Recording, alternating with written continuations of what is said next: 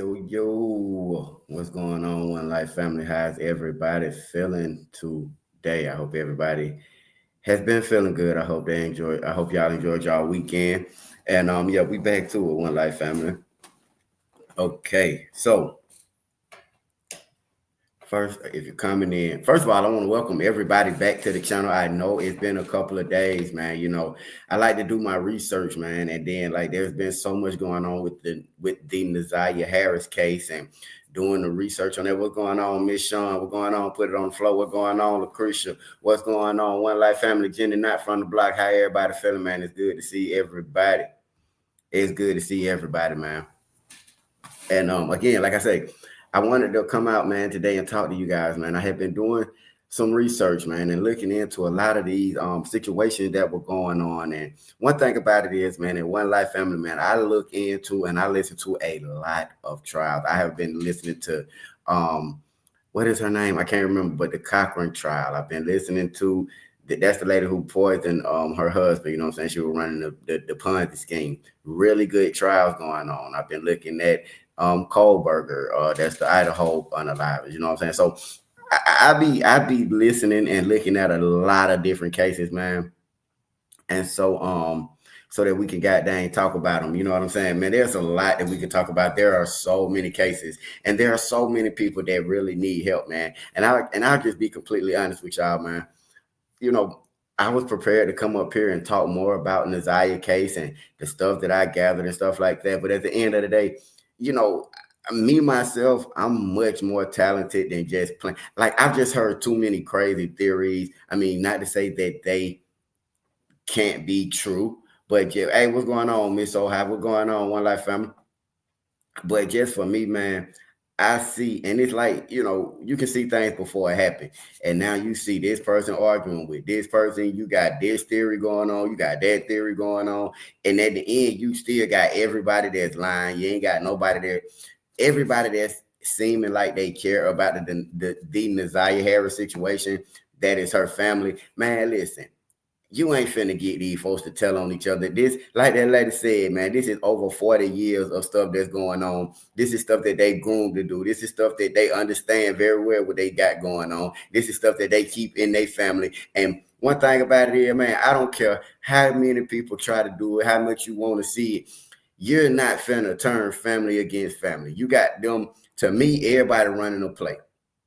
The girl Mimi running the play, and I mean even stuff like that with her talking about she did this, that, and the third. But then when you really look into it, all that, I mean, it's just a lot that's going on, and I don't see no kind of way that I can bring justice to the situation.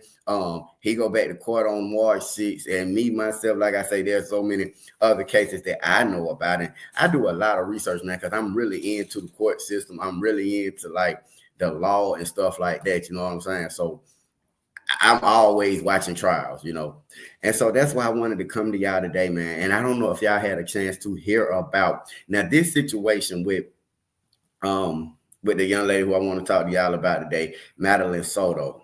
Okay, now Madeline Soto went missing last year. Now, right after Nazaria Harris. Okay, she went missing like February the 26th. Now, the reason why this is interesting is because when you think about it, it doesn't. Whether you in Detroit, Miami, Los Angeles, whatever, even when they're talking about the situation in Detroit, people keep referring to this situation as trafficking situations, which is okay, completely true. But y'all do know for it to be considered trafficking, that means people are crossing state lines. The FBI is involved because this reaches far and beyond Detroit. And if you start looking, and me personally, I'm trying to find that connection because you got this same situation.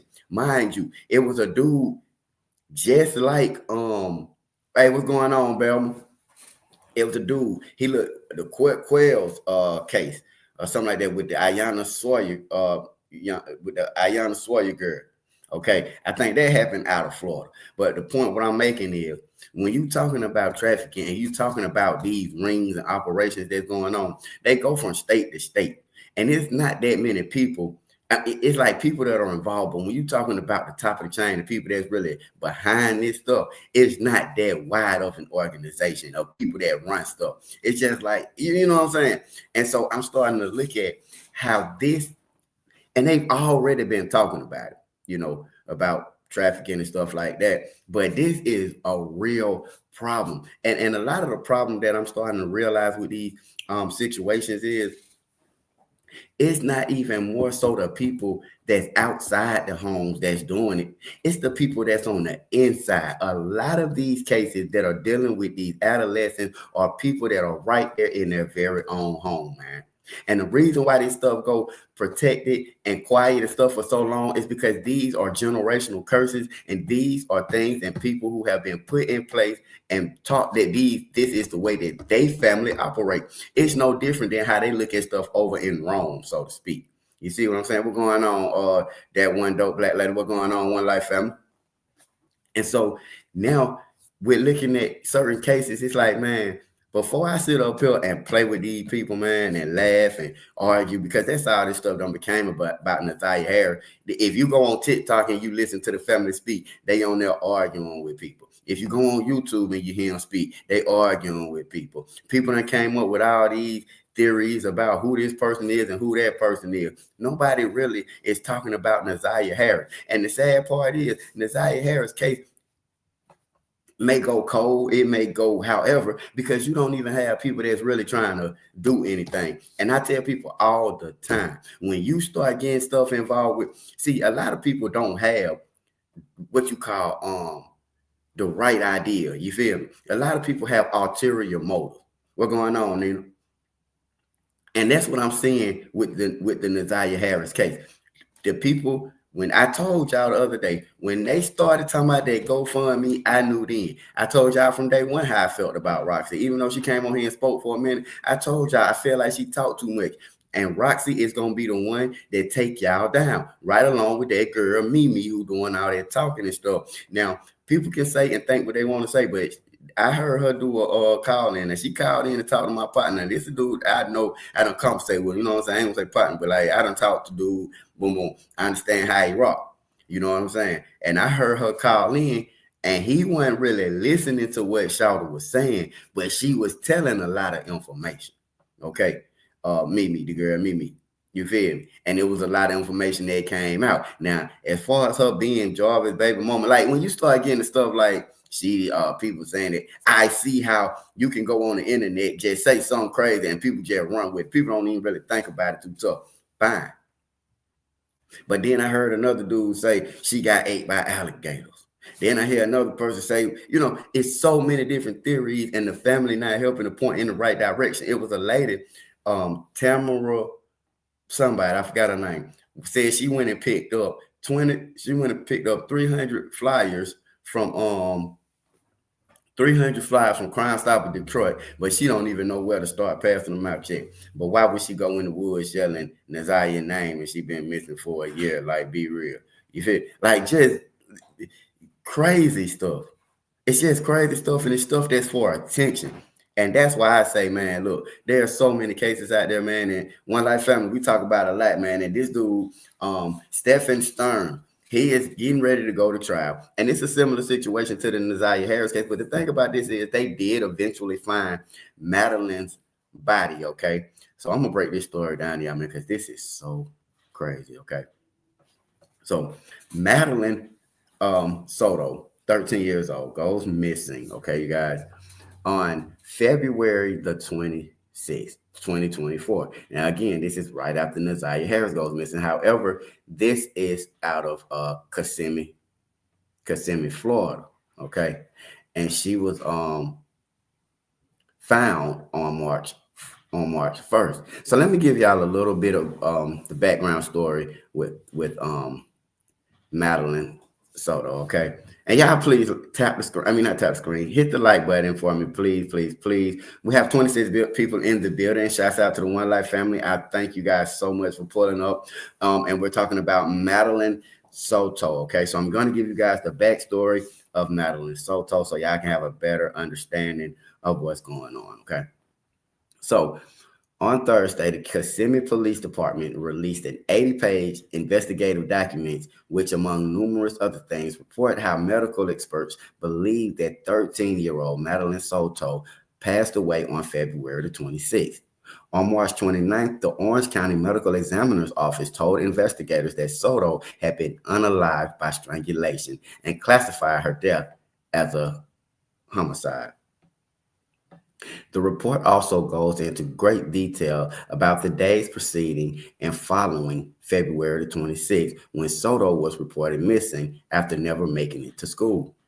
Her mother's ex-boyfriend, Stephan Sterns, has been charged not only in connection with her unaliving, but also with dozens of counts of child SA stemming from potential tens of thousands of images found in his Google Cloud account and hard drive found by his father in a storage unit. Okay. Initially, Stearns told Soto's mother and investigators that he had dropped off the teen at the school the day she went missing, but in the most detailed timeline released by investigators so far, the report shows that his story fell apart quickly thanks to information from license plate readers, surveillance video, and traffic cameras. Now, the timeline is as reported for the following day. On February 26, 2024, at 7:30 hours, Stephan is seen driving his vehicle to a dumpster in the Venetian Bay area. Stephan is wearing a red shirt and tan pants. Stephan exits the vehicle and throws away two large white trash bags. In the passenger seat of Stephan's vehicle is a white female wearing a green sweatshirt with her head slumped over to the left. The positioning of the female does not appear to be normal, and she doesn't move while Stephan is exiting or entering the vehicle. The female appears to be Madeline. On February 26th at 2024, on February 2026, on February 26, 2024, at 8:10 hours, Stephan is driving south on John Young Parkway, approaching Thacker Avenue. Madeline is still in the front passenger seat in the same position. On February 26, 2024, at 8:19, Stephan enters Venetian Bay and exits the rear of the complex at 8:31 hours. Madeline is still seen in the front passenger seat in the same position. At 9:01 hours, Stephan is driving north on International Drive and Central Florida Parkway. Madeline is still in the front seat in the same position. This confirms that Stephan did not drop Madeline off at or near the school as he previously stated. Now at 9:35, Stephan is seen driving into a parking garage on 9271 South John Young Parkway. Stephan drives up to the second level and parks near the northeast corner of the lot. Stephan backs his vehicle into a parking space by the stairs, and then Stephan exits the vehicle.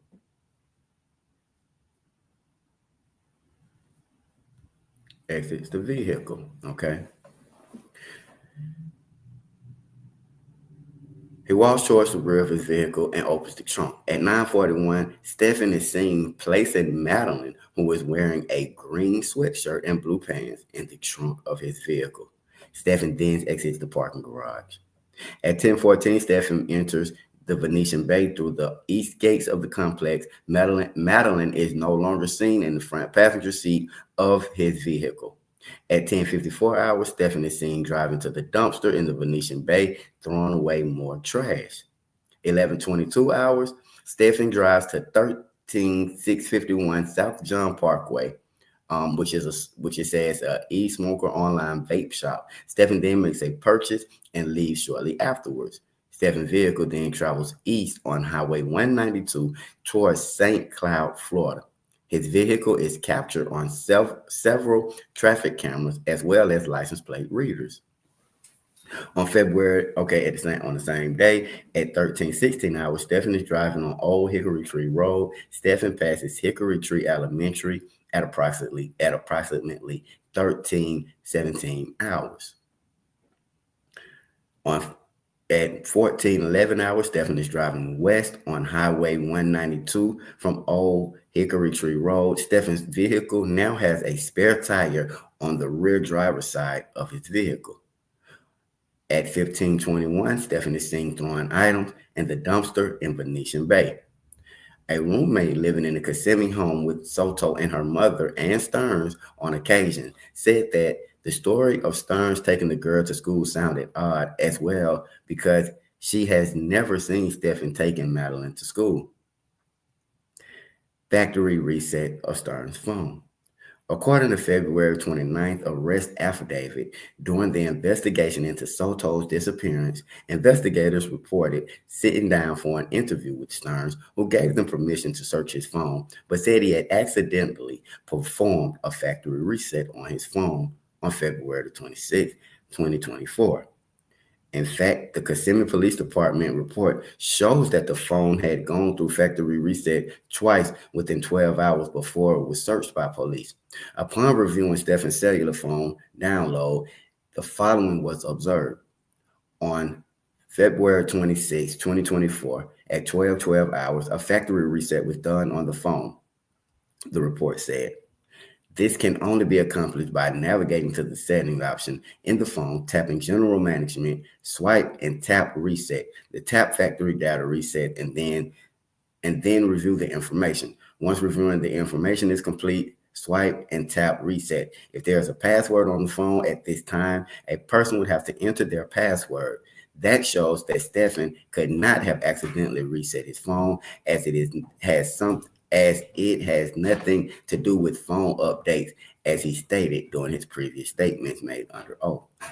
Another factory reset was done on Stephan's cellular phone on 2/27/24 at 0:00 hours. I don't know what time that would be. Sterns' own father told investigators that he had serious doubts about it being possible to accidentally do a factory reset on the phone. Chris Sterns, Stephan Sterns' father, would add that Stephan and Jennifer asked what Stephan and Jennifer have done to help find Madeline. And when it was mentioned, law enforcement wanted Stephan's phone. Chris advised him to hand his phone over if there wasn't anything incriminating on it. The report said that Stephan then told Chris that he had accidentally reset his phone when doing an update. Chris thought this was BS and said there was no way to accidentally do that. Okay. Now, Stern, and I'm just breaking this story down for y'all so y'all can know what's going on.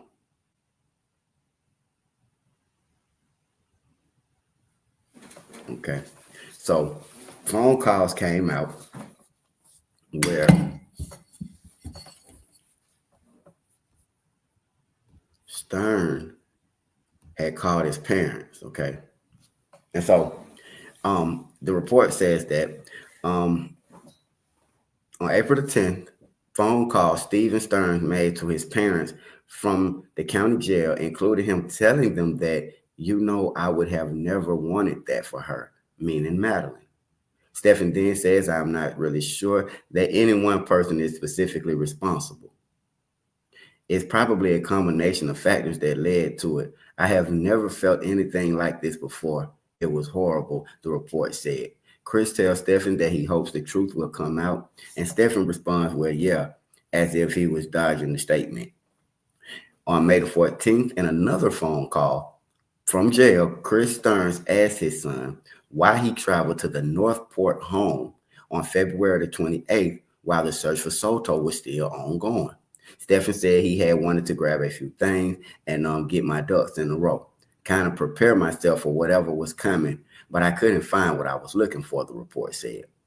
This is during the time Stephan tried logging into his Google account using his parents' Wi-Fi, but was unsuccessful. It is believed that Stephan was attempting to log into his Google account to delete the images and videos of his SA that was in the phone that he had. Okay. Chris tells Stephan he wished that he could understand how this whole situation came about. And Stephan replies, well, I didn't start it. The report continues, and Chris told Stephan he participated in it, and Stephan says, yeah. At no point in time did the conversation Stephan denied that he unalived Madeline. Okay, so to recap, Okay, you got this guy, this sicko guy. Okay. Stephan Sterns, who was dating the mom of Madeline Soto. Madeline's mother name is Jennifer Soto. Now, Jennifer told the police that she was unaware of any of this weird activity and things of that nature going on between her 13-year-old daughter and the man that she was allowing to stay at her home and that she was dating, which is now considered an ex-boyfriend or whatever the case may have you. Okay, Stephan Sterns. Now, after being questioned, and that's why we have to really get into this story. I'm breaking it down for y'all because my whole ordeal about this is, why isn't the mother facing charges? The mother allowed this to go on. The mother came out and said to investigators and to the police that she would allow him, her, and her daughter to sleep in the same bed. Yes, I have. Yes, I've seen it. And we're going to get into the videos. We're going to get into the videos. We're going to get into a lot of the stuff that's going on with this case, because, again, I'm not understanding how the mom is not being held accountable. They have the guy locked up.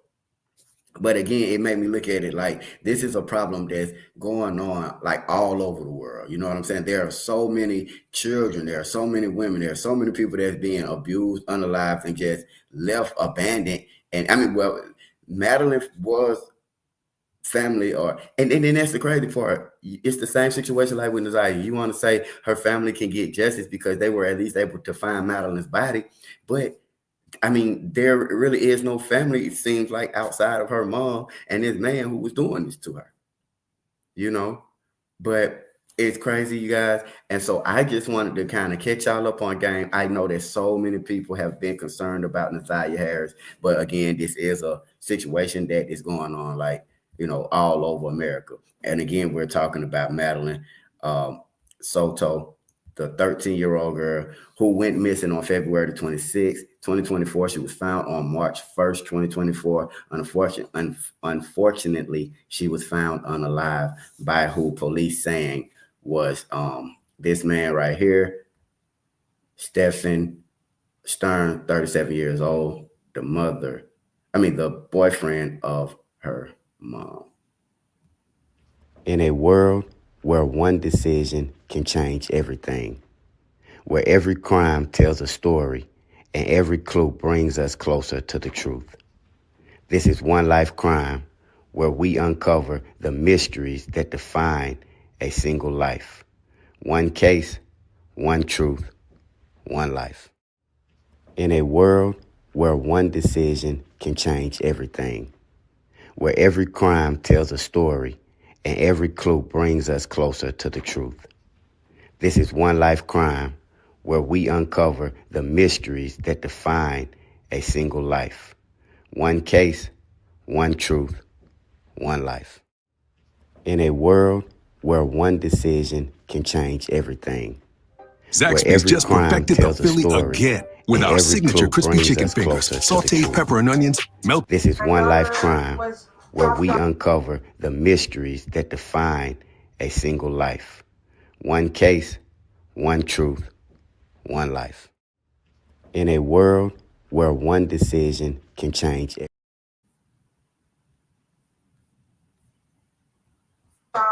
Close to school this morning, but never made it. Here, they met Soto's mother, Jennifer, and Jennifer's boyfriend, Stephan Sterns. Didn't make it to school. Didn't make it to school. I went to pick her up from school today, and she never came out. I got an email from the school saying she was absent, but I also messaged her teacher, and he looked at her entire attendance today and saw that she was completely not at school today either. Okay.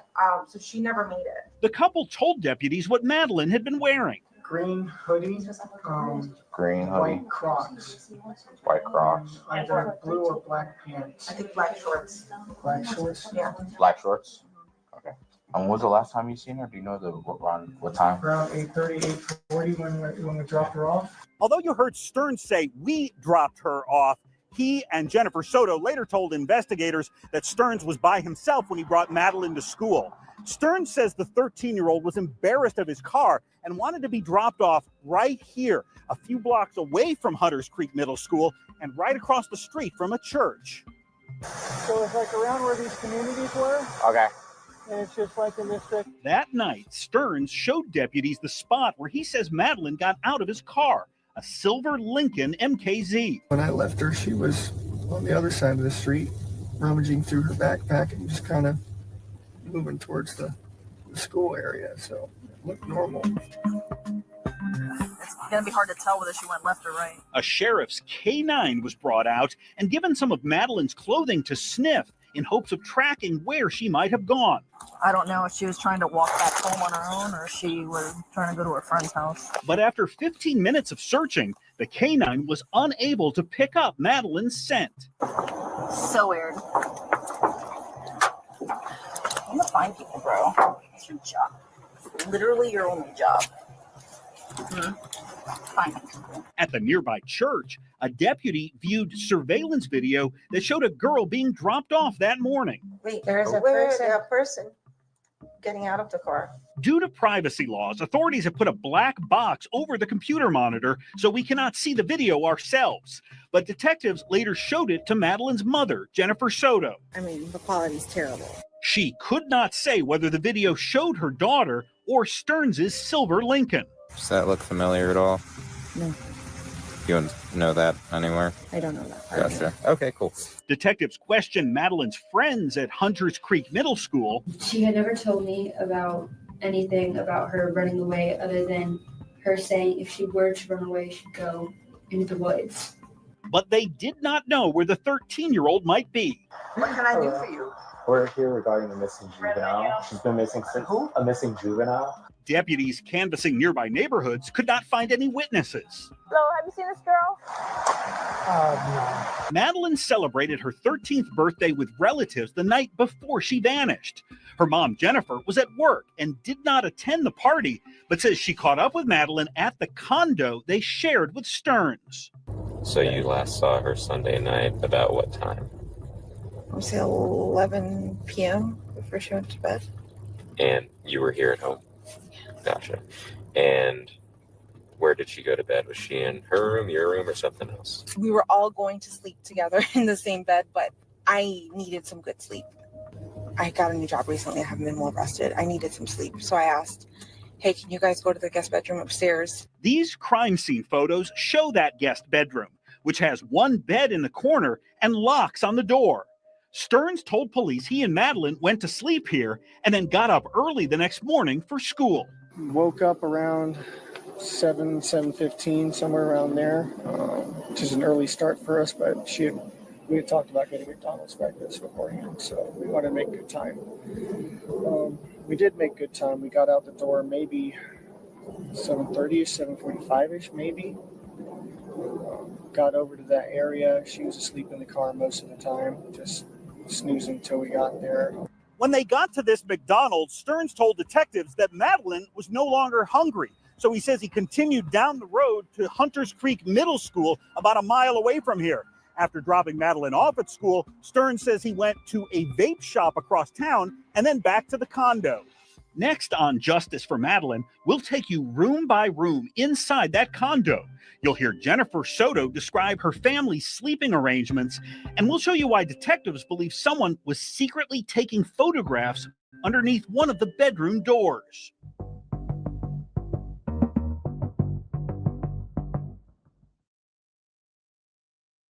Struggling with complicated content and editing software? I was too. Riverside really simplified things. 13-year-old Madeline Soto lived in this condominium with her mom, Jennifer. Hey, Mom. Her mom's boyfriend, Stephan Sterns, occasionally stayed here too. These photographs taken by crime scene investigators show the place where prosecutors say Sterns sexually molested the teen and then murdered her. Very loving. Very loving. This girl knows nothing but love here in this house. She hardly ever hears the word no. Double-edged sword that is. The condo here at Venetian Bay Villages in Kissimmee is owned by Madeline Soto's grandfather. Court records indicate he rented out rooms in his condo to Madeline's mother as well as at least 2 other tenants. Prosecutors believe evidence found inside that condo will help them bring justice for Madeline. When you enter the condo, the kitchen is on the left. On the right is the living room. In the living room, behind that divider wall, was Madeline's makeshift bedroom, which had a desk, a dresser, and a TV. Although there's also a bed, Jennifer Soto told detectives her daughter would not spend the night here. She'll hang out there during the day, but she never sleeps there. She always sleeps with me, and then the rare occasion upstairs. But most of the time it's with me. This is Jennifer Soto's bedroom, located on the 1st floor. Jennifer Soto told detectives she often shared the room with her daughter and her boyfriend. A lot of times we will sleep together in the king-size bed, all 3 of us. But Jennifer Soto says she would occasionally send her daughter upstairs to sleep in a guest bedroom with Sterns. That room has 1 bed in the corner and locks on the door. This is where Sterns reportedly spent the night with Madeline just before she was reported missing. Is it normal for both of them to sleep in the same room? Sometimes. When I really need a good night's sleep, I will send them upstairs. 2 additional bedrooms rented out by other tenants are also upstairs. Detectives say they found nude photographs of one of those tenants on Sterns' cell phone. According to investigators, Sterns had placed his phone under the tenant's door, similar to this, and snapped images of the naked woman in her bedroom. Detectives say Sterns' phone also contained images of him sexually molesting Madeline. According to authorities, bedding from Madeline's makeshift room downstairs can be seen in the background of those molestation videos. Detectives say this pair of men's boxer shorts found in a laundry basket in Madeline's room also appear in the sex abuse images. Crime scene investigators collected this notebook, which has sexually explicit drawings that are sketched on the same paper as algebra equations.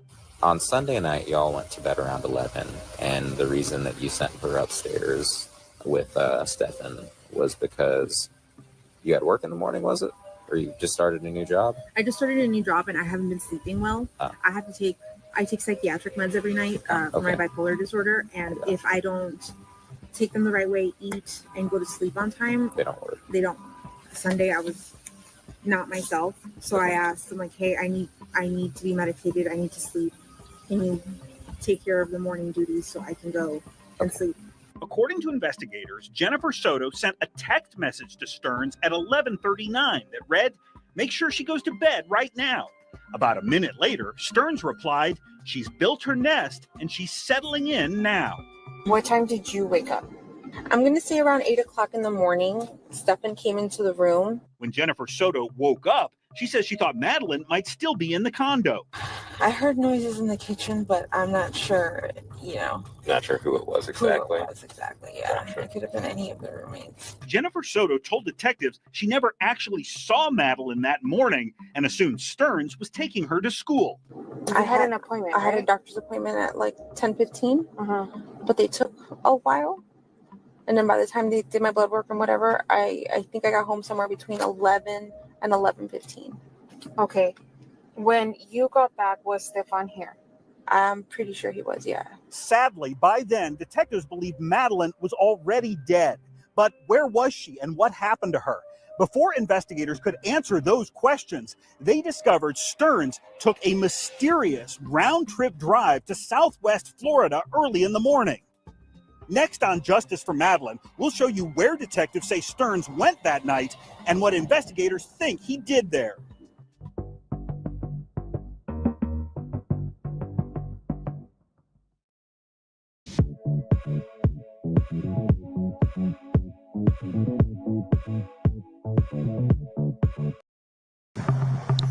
Hey guys. On February 28th, 2 days after Madeline Soto had been reported missing, her mom, Jennifer Soto, and Jennifer's boyfriend, Stephan Sterns, found themselves temporarily homeless. Deputies had sealed off the Kissimmee condo where they lived so investigators could photograph the potential crime scene. Detectives had also just seized Sterns' cell phone and his car, a silver Lincoln MKZ. Early that morning, the couple, along with Stephan Sterns' father, checked into this hotel near Disney. All three went to bed, but then, according to investigators, Sterns snuck out of the hotel and went on a mysterious mission. Detectives wanted to know where he went as they tried to seek justice for Madeline. Do you think your son's capable of doing something like this? I know it's a hard question as a father. Nothing would surprise me at this point. I don't know. You're listening to the voice of Christopher Sterns, the father of Stephan Sterns. What time did you get here last night? 3 a.m. 3 a.m. Christopher Sterns says that he, his son, and Jennifer Soto arrived at the Town Place Suites at Flamingo Crossings and checked in to 2 separate hotel rooms. I brought my stuff up, went over and said goodnight, and then hit the sack. About 2 hours later, at 4:42 in the morning, surveillance cameras captured Stephan Sterns leaving the hotel through the main entrance. Investigators believe he then climbed into Jennifer Soto's white Nissan Sentra and drove for more than 2 hours to the town of Northport, which is located between Sarasota and Fort Myers. Sterns has occasionally lived in Northport at his parents' home. He waited until she got up, went to sleep, and snuck out. Not long after we all said goodnight. Christopher Sterns told detectives he had no idea why his son would drive to Northport in the middle of the night while authorities were still searching for Madeline. I don't know whether to say I'm flabbergasted or impressed at Stephan's endeavors. Well, he was, as far as I knew, he was going to pass out at 3 a.m. Yeah. It didn't take me long to crash and burn. And then to find out that he made this round trip to Northport. Originally, police thought Sterns could have stopped by this storage facility in Northport where his dad rents a unit. At the time, detectives believed the teen may be deceased and her body might be located in the storage unit. But when investigators searched the facility, nothing was found. Why would he spend nearly 6 hours driving round trip to go to Northport to the storage unit? Detectives think Sterns traveled to his parents' house that morning where his mother, Deborah, was home alone. She told police she never saw her son. Know what stopped him from getting in the house? He didn't have a garage door opener. While searching her son's bedroom here, Deborah Sterns told detectives she found a torso of a sex doll. According to investigators, she initially believed it to be real, prompting Sterns' mother to run outside and begin calling out Madeline's name. But police found no signs of the missing teen in Northport. I don't know where he got the effing energy, but you're telling me he was down there at 7:45?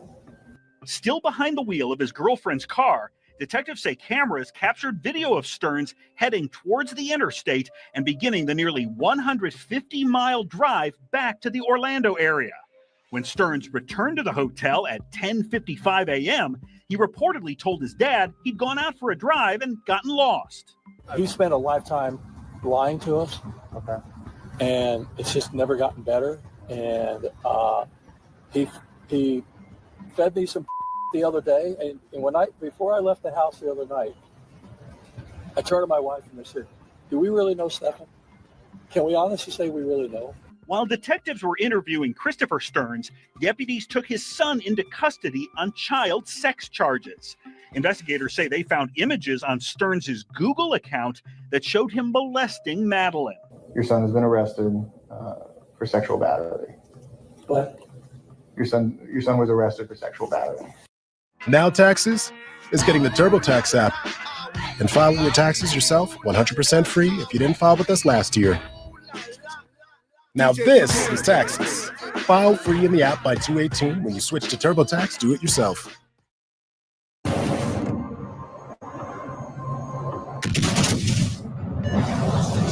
Concentrate fire on the target. Enemy battleship sunk.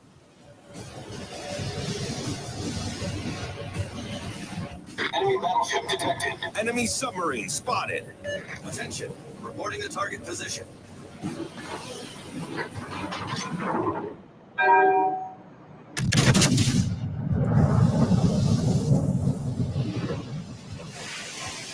Enemy heavily damaged.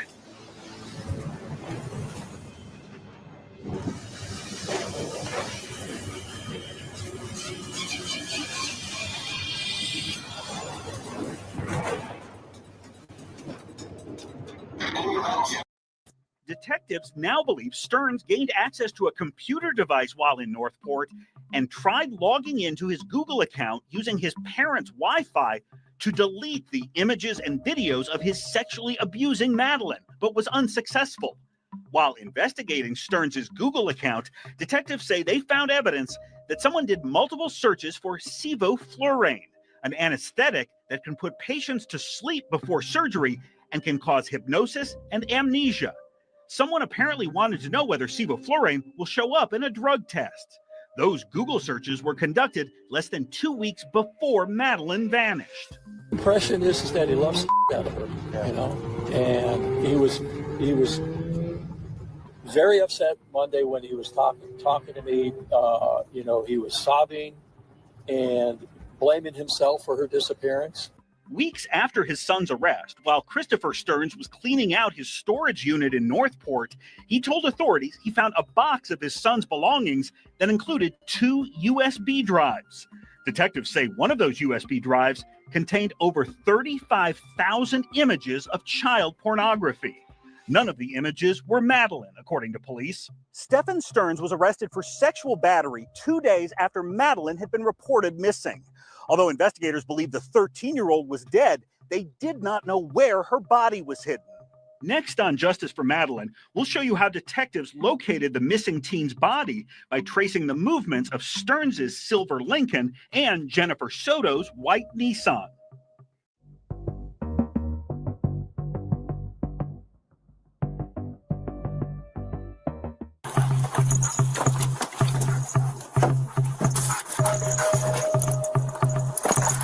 A police canine trained to detect the scent of dead bodies checks out a silver Lincoln MKZ belonging to Stephan Sterns, the last person to see 13-year-old Madeline Soto alive. The dog does not appear to notice anything unusual. The canine handler then brings the dog over to a white Nissan Sentra belonging to Soto's mother, Jennifer.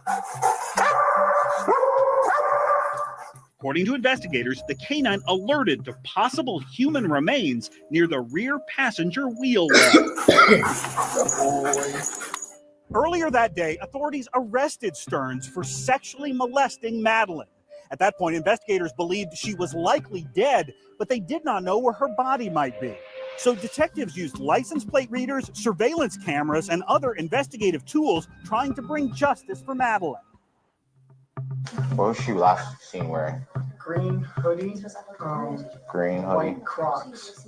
White Crocs. Sterns told investigators he and Madeline woke up in their Kissimmee condominium early that morning, climbed into his silver Lincoln, and headed off to school. We made such good time. I mean, we were so impressed. We made such good time getting out the door. I mean, we were probably out by 7:30, 7:45.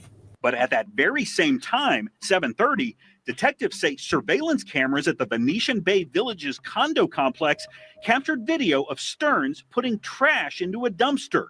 Deputies later followed this trash collection truck to a sorting facility. In the trash, deputies say they found Madeline's backpack, her school laptop computer, and one white Croc. According to investigators, a matching white Croc was located in the bedroom of Madeline's mother. She was asleep in the car most of the time, just snoozing until we got there. Sterns told detectives that Madeline was not awake during much of the drive from the condo to Hunters Creek Middle School, located about 6 miles away. Do you remember what time you dropped her off? I estimated it to be sometime between 8:20, 8:40. But at about that very same time, 8:19 a.m., detectives say surveillance video shows Sterns and Madeline returning to the condominium complex through this security gate. The female appeared to be completely slumped over and with her mouth ajar, investigators wrote. They believe she was dead. I talked to him. He showed me his little clicker. And he's like, hey man, I'm clicking, it's not working. This security guard says he opened the gate to allow Sterns back in. Just remember there was a woman like sleeping beside him with a green shirt. Did you see her move at all? No. Okay, she was just still. Sterns never mentioned that he returned here to the condo until detectives confronted him about it. His explanation contradicted that security guard who says Sterns had a gate clicker. I had forgotten I had forgotten my gate clicker. I'm sorry. I forgot. I had gone back to the house real quick after we left because I forgot my gate clicker. Did she go inside with you? No, she was in the car still. She was asleep. Where in the car? Passenger side. Sterns told investigators he left the condo again and took Madeline to school. But instead, it appears he came to this area around SeaWorld, miles away from her school. At 9:02 a.m., investigators say those traffic cameras up there captured video of Sterns driving through this intersection with Madeline's lifeless body. At 9:35 a.m., cameras at an Orlando office building reportedly showed the silver Lincoln entering this parking garage. According to a report, Sterns can be seen moving Madeline's body from the passenger seat to the trunk of his car, which was filled with other belongings. At 10:14 a.m., cameras captured the Lincoln returning to the condo again. Detectives asked Sterns why it took him nearly 2 hours to get back from Madeline's school. Can't explain it. I wasn't going anywhere in particular. I wasn't doing anything in particular. At 12:19 p.m., security video reportedly shows the silver Lincoln leaving the condo once more. Using images of the car from license plate readers and traffic cameras, investigators say they can prove the vehicle traveled east from Kissimmee along US 192 towards St. Cloud. According to detectives, the last documented sighting of the Lincoln was near Hickory Tree Road, where it turned south off 192. That just happens to be about 9 miles from the spot where investigators would later find Madeline's body. Anyone with $10,000 or more in credit card debt or personal loans may qualify for help from National Debt Relief. Getting started is easy, and the process has already helped over 500,000 people. I had a couple errands to run over on 192. While driving to some stores in Kissimmee, Sterns says he got a flat tire, but he could not tell detectives exactly where he stopped to put on the spare. I'm so sorry, I'm drawing a blank as any specific businesses or names. These police photos show the rubber tire was completely shredded off the wheel. While changing the tire, Sterns says he injured his hand. That tire change delayed Sterns from returning home, he says, so he could not pick up Madeline after school. Instead, Jennifer Soto headed out alone to get her daughter. Well, I went to pick her up from school today, and she never came out. Jennifer Soto reported her daughter's disappearance to law enforcement that evening, launching the missing child investigation. She and her boyfriend then returned home, but Sterns reportedly did not stick around. Stephan went out sometime in the middle of the night and went searching, cruising around to see if he could figure out where she might be. What car was he driving? My car. Detectives say they have images showing Jennifer Soto's white Nissan leaving the condo around 3 a.m. and then taking the exact same journey towards St. Cloud that Sterns reportedly made hours earlier. A police canine indicated the Nissan may have come in contact with a dead body at some point. Sterns denied knowing anything about a late-night trip in this car. I don't recall us going anywhere last night, but honestly, at that point, my brain was mush and I was on so many tranquilizers. 4 days after Madeline's disappearance, Kissimmee police asked the community for help pinpointing where Sterns may have changed the tire of his silver Lincoln. If anyone saw this vehicle or noticed anything suspicious, we're asking that they call Crime Line. Hours after that news conference, a witness came forward claiming he saw a man who resembled Sterns changing a tire right here on Hickory Tree Road. Just a few feet from here, over that fence, and in those trees back there, investigators found the body of 13-year-old Madeline Soto. The medical examiner determined she had been strangled to death. Stephan Sterns has been indicted by the grand jury on first-degree murder for the killing of Madeline Soto. The state attorney's office interviewed Jennifer Soto after her daughter's body was recovered. She said she did not know Sterns had been molesting the 13-year-old and did not know how Madeline died. Basically, you have two warrants, so I'll let you know what those are. Sterns, who faces the death penalty if convicted of killing Madeline, has pleaded not guilty to more than 60 criminal charges, including child pornography possession, sexual battery on a child, and first-degree murder. Stay with News 6 and clickorlando.com for future developments in this case as prosecutors seek justice for Madeline.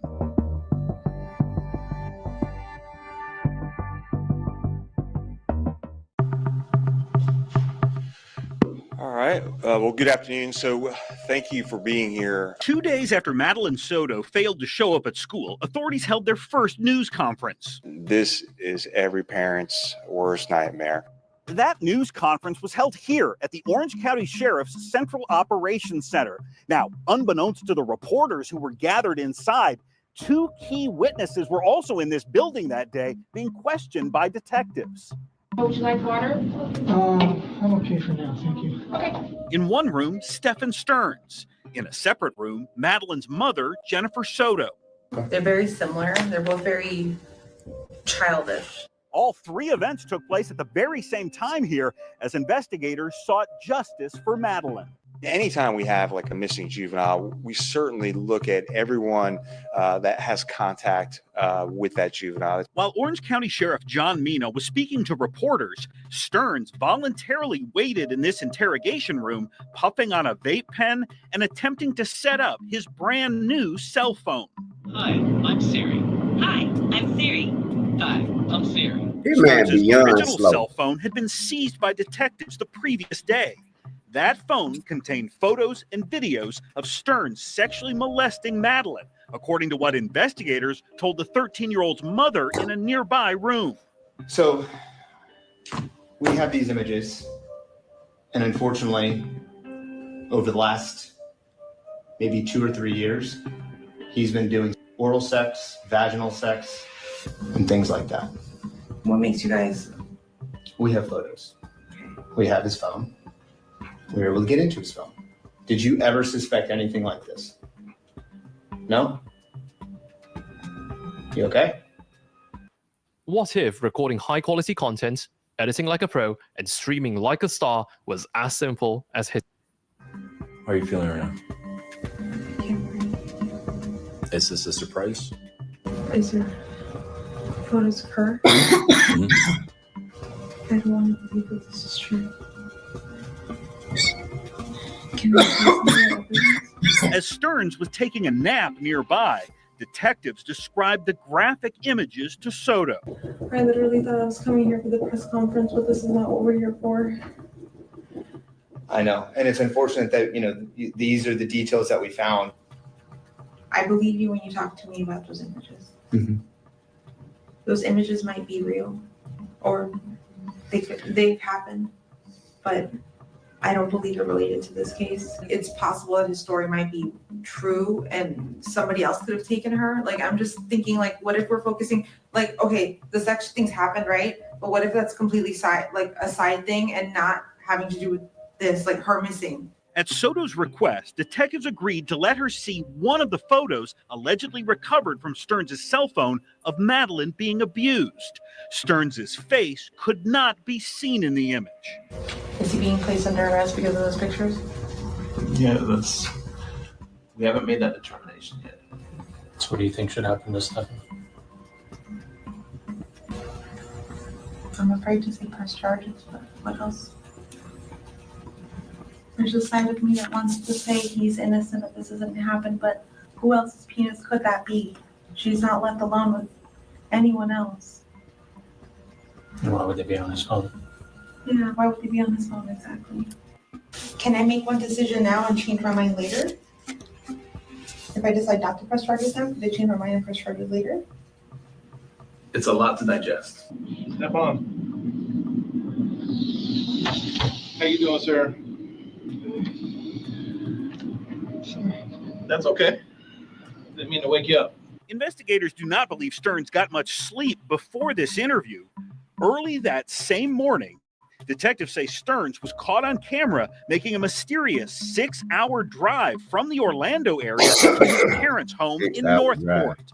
While there, authorities believe he logged into his family's Wi-Fi and unsuccessfully tried to destroy the sexually explicit images from his Google account. You have the right to remain silent. After being read his Miranda rights, Sterns described driving Madeline to school 2 days earlier. She didn't say anything. She was just asleep.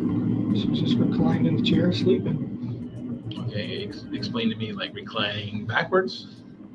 Just laying back in the chair. Mm-hmm. Just like that, I guess. Detectives say photos captured by traffic cameras appear to show Madeline dead in the passenger seat of the car as Sterns drove around the Kissimmee area in the opposite direction of Madeline's school. Do you have any idea where she may be? No. None whatsoever.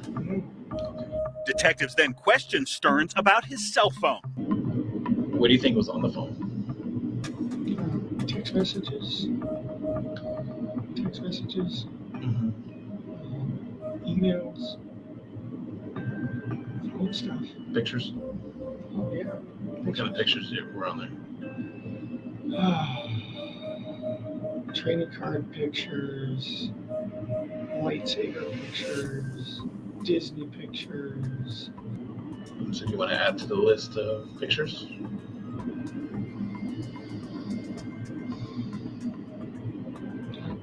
don't know.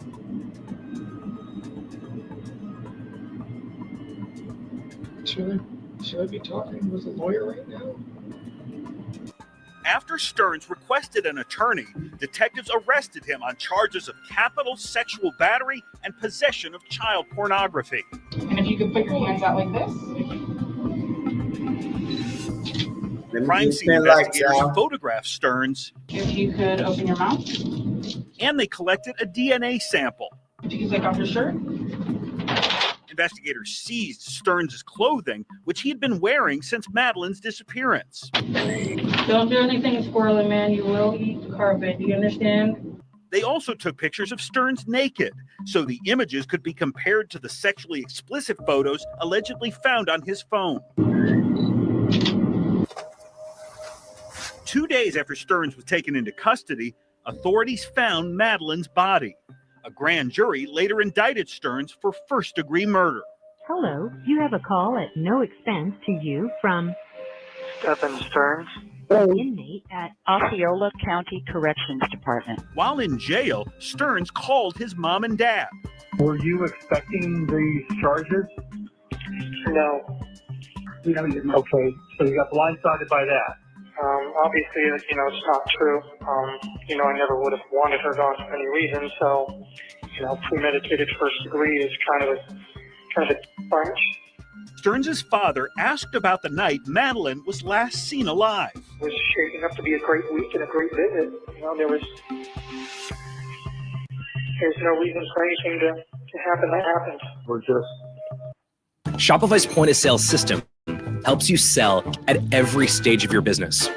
Need a fast and secure way to take payments? We've got you covered.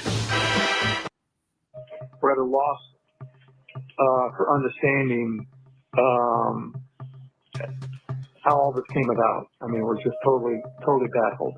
Well, I didn't start it. Oh, you didn't start it, but you participated in it, which is just as bad as not starting it. After Stephan Sterns was escorted out of this door here at the sheriff's office in handcuffs, Jennifer Soto was allowed to leave out a side door and spent the night with family. But investigators were clearly suspicious of the mother and dragged her back in for questioning 2 more times. But you have not shown me one bit that you prioritize her over him. And that sucks. That's next on Justice for Madeline.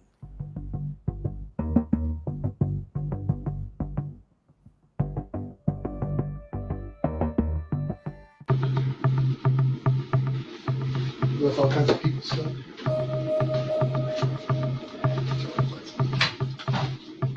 Jennifer Soto arrives at the Orange County Sheriff's Office for another round of questioning, 4 days after her daughter Madeline vanished, and 2 days after her boyfriend, Stephan Sterns, was arrested for sexually molesting the teen. You want me to go through the whole thing? Man, this is right. Yeah, we'll start with Sunday. Maybe do Sunday. Okay. By that point, Jennifer Soto had been questioned by detectives at least 7 separate times. Her story remained mostly the same each time she told it, but detectives say they noted several inconsistencies as they sought justice for Madeline. White Crocs. White Crocs. Either blue or black pants. I think black shorts. Black shorts? Yeah. Black shorts? Okay.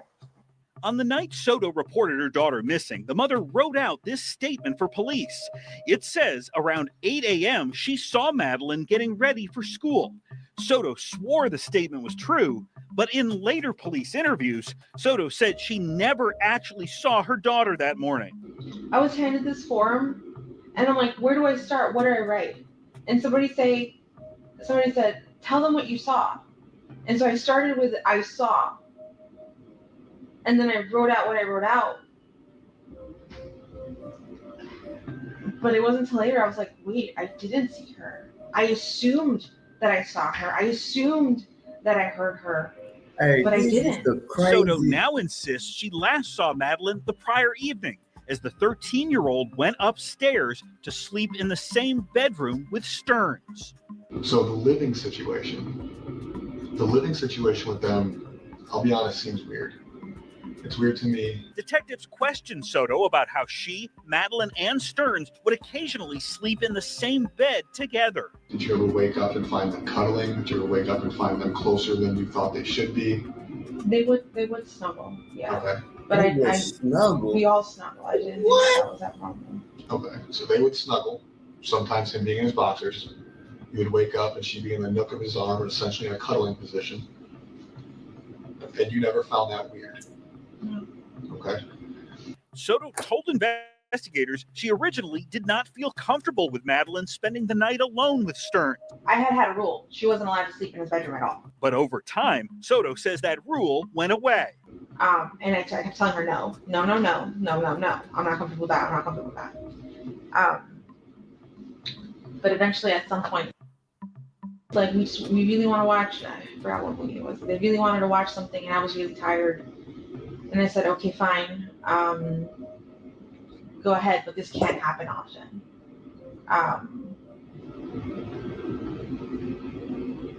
And yeah, I allowed her to go upstairs and sleep with him. During a police interview the previous day, Soto made reference to a famous filmmaker who is married to the daughter of his former girlfriend. I've always told him that my biggest fear is that this would turn into a Woody Allen situation where the stepdaughter or the dad grooms the child and the child then turns 18 and ends up running away with him. I told him like that was my biggest fear and I don't ever want that happening. Like, you can't do that to me. Like, why would you say that to him? What? Because I never trusted. I grew up being told never trust a man. A few days earlier, detectives let Soto see a photograph that reportedly showed Sterns sexually abusing her daughter on the teen's bed. When you guys showed me the picture of her, I believed the sexual stuff, but I didn't want to believe that he had done anything evil to her. I'm like, no, what if he did this stuff fine, but what if she's still missing out there? What if somebody took her? What you just said is the sex stuff is fine. After seeing the explicit photo, Soto says she told Sterns' father to hire an attorney for Sterns. So he showed you photos of Stephan raping. No. The first thought you had is to ask his father if he should get a lawyer? Yes, he's done this to her, and that's not okay. But I swore I felt in my body she was still alive. She was still out there. I told Chris to get him a lawyer because I felt like you guys were chasing the wrong person. But you weren't. You're not. We showed you a picture. Whether she wants to do it or not, that is not consensual. And you prioritized him again. You prioritized him by offering him or telling his dad to get him a lawyer. Not what the f did he do? Not, hey, we need to figure out what happened. No, let's protect Stephan. I was in shock. No, that's not shock. That is your natural instinct to protect Stephan. I love Monday.com. What's Monday.com? You don't know Monday.com? This is Monday.com. It's a platform that helps us run our work, collaborate. I don't care about him. I want him to go to jail. I want the worst thing possible to happen to him in jail. I know what happens to predators in jail. Like, I'm ready for that. Like, please, I don't give a f about him. I'm not protecting him. Detectives repeatedly asked Soto where Madeline's body might be hidden. If I knew anything, I promise you, I would tell you. Like, I am willing to take a lie detector test, whatever the f you want, but I don't know anything. He's never mentioned anything. I've never seen any signs. I tried watching her like a hawk. I thought I was doing a good job, but I wasn't. How can we believe some of the stuff that you're telling us or believe that you don't know.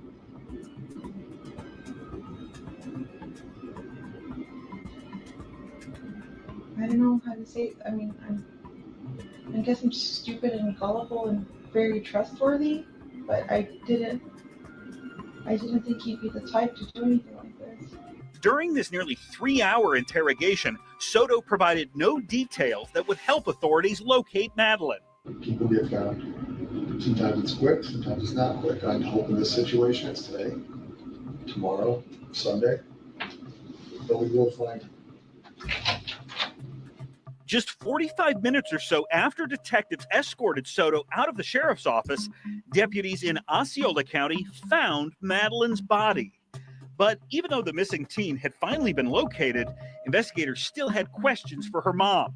During one final interview at the state attorney's office the following month, Jennifer Soto was given a form of immunity whereby nothing she said could be used against her. The mother insisted she knew nothing about how her daughter died. Jennifer Soto has not been charged with any crimes. Stay with News 6 and clickorlando.com as prosecutors seek justice. All right, ladies and gentlemen, I am glad that we have a chance. Okay, so anyway, now that's just part one.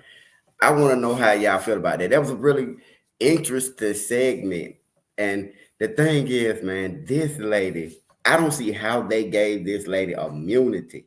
I don't see how they gave her immunity. You know, this is a very interesting story as far as this is behavior that she let go on. You know what I'm saying? The mother absolutely approved of this. And she was caught lying several times to the police. You feel me? Now, when she said she would allow them to sleep in the bed together, okay? You know, then this lady needs to be arrested because she is letting this grown man do these things to her. And then they said that Madeline had just turned 13 the day before that. You see what I'm saying? This is crazy. Now you gotta sit here and explain how do this keep happening in society. I mean, we see what's going on. The problem, and that's the thing, why are mothers allowing so much of this violence to go on in their home? Why is this such an all right situation in so many homes today? And I'm not saying that it's going on in everybody's home right now. We talking, we having an open discussion about it, but we are seeing where women, a lot of women are allowed. I'm seeing more women that know that these guys or people are monsters as opposed to ones not seeing. So again, we're talking about why mothers are allowing this type of stuff to go on in their home. And then again, like I say,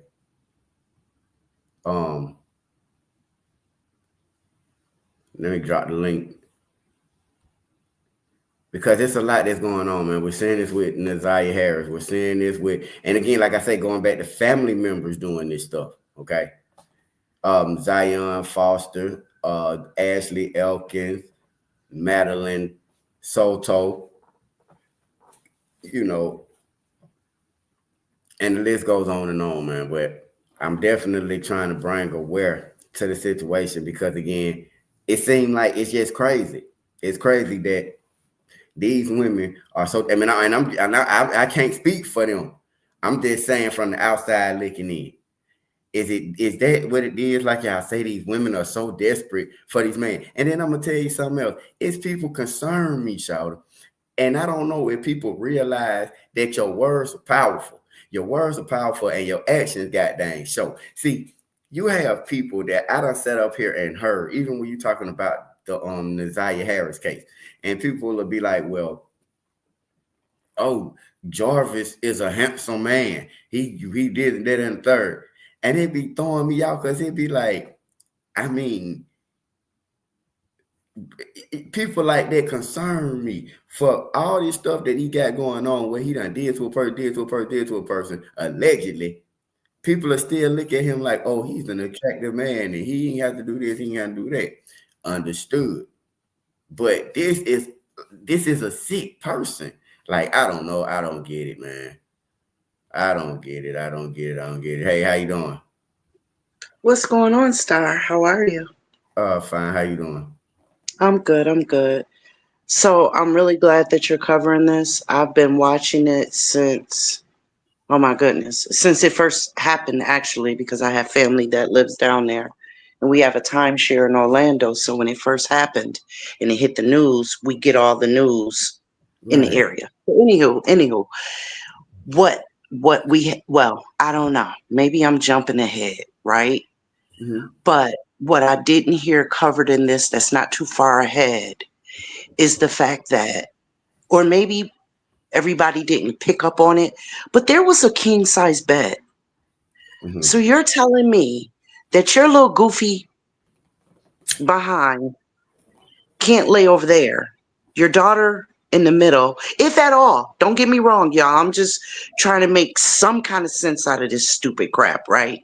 Right. And your man on the end, or better yet, okay, you need to get some sleep. Your man got a bed upstairs. Your daughter has a bed, albeit behind a partition, but she has a bed. Make her ass go to bed. She's 13. Right. 13, not at school the next day. She need to be right. in. But hold on though. Okay. Did you hear how she didn't even go to her own daughter's 13th birthday party that had just happened a week before? It was the day before. The day before. Okay. Yes. Yes. Okay. She had to work all night or something. But hold on though. Once you get into the crux of it all, you'll find out that just like Shannon and them, her timeline is not adding up. Because if your first day at work was the day she came up missing, then how the hell was you at work on her birthday? That's why she changed it up and said that she said she saw Maddie before she went to school that morning. Then she thought about it and said, I actually didn't see her that morning. Right. Yeah, right. I get that part. Yeah, I get that part, but she actually said she was at work and that's why she couldn't attend her one child's birthday party on a Sunday. She said that. On a Sunday, nonetheless. But then you turn around and tell the police the reason why you sent your child to bed with your man who didn't even want you no more, because that'll come out later on as well. So I won't jump ahead. But you tell them that that's the reason why you sent them to bed, because you needed to get some sleep because it was your first day at your new job. Yeah. But I thought you was at work just yesterday. And okay. And that's why so go ahead. Why are they not holding these mothers accountable when they now? Go ahead. Go ahead. I'm sorry. Why, when we seeing this happen time and time again, and these women are the ones bringing these men in the house?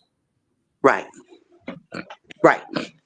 Now, I think they jumped the ball where they jumped the proverbial gun where this chick is concerned, because I believe they offered her immunity thinking or anticipating that she would be able to provide some kind of something that they didn't have. You know what I mean? And maybe even incriminate herself. You know what I mean? But she's figured out, all I got to do is keep playing stupid. I don't know nothing. I don't know nothing. I ain't see nothing. I ain't hear nothing. And so they're not getting anything. You know what I mean? That's so messed up. That is so. Part this junkie is messed up. Like it really. Only 13 shouted. Like, that's crazy. That's crazy. Now, where it is Shannon and Annette and those are concerned, oh, that's the fruit of a total different tree right there, baby boy. That's a listen. Listen, Star. That cancer contracted that family generations ago. Not Right. Nazaya's generation, not Shannon's generation, not even Annette's generation. It was already, festering when Annette was even born because it was done to her. And I'm not saying this as any excuse. I'm just saying, follow me. Okay. You know that it was done to you. And you were put out because you got pregnant. So like you were blamed for what happened to you, Annette. Mm-hmm. Okay, fine. But you don't grow a sack of balls from that. You don't grow nothing from that. And so you started having children. And Nazaya's mother was the product of that cancer, right? Okay. Mm-hmm. Far be it for you to grow a set of binoculars on your kid because of what happened to you. Oh, no, no, no. You become the contagion. You become part of the disease that helps it spread. You know how they say if a person got cancer, you cut their body open, it spreads. Mm-hmm. That's what happened. She became a part of that contagion. And she's one of those women that don't like kids. Yeah. She don't like her kids. I don't believe she likes her kids. They're all monetary value to her. Right. I truly believe that. All of them. Every last one of them are what can she get? They're here. She had the dealings with the men that made them. And probably after Nazaya, now I'm saying probably, but after Nazaya's mother was already conceived, she has by now figured out, I can make money like this. This is the oldest profession in the book. This is from biblical times. Mary Magdalene, anybody? Oh, okay. So, but then they get older. And now they're old enough to get their own change. She's not privy to that anymore. She's not entitled to that anymore because they're adults now or emancipated, at the least. And so now she feeling some type of way. But see, Nazaya's mother, I'm going to call her lady because her real name escapes me right now. Kenyatta, yes. It happened to Kenyatta, one of them. It happens to her. And so she leaves. And she thinks she's escaped that cancer. But it festers in another way. Absolutely. It just metastasized to a different part of her body, and that's where the addiction comes in. Okay, so now we still got the twins. And Annette ain't giving a damn about nothing but that y'all better do the right thing so I keep getting these checks, whether it be social services or otherwise. Right. You see what I'm saying?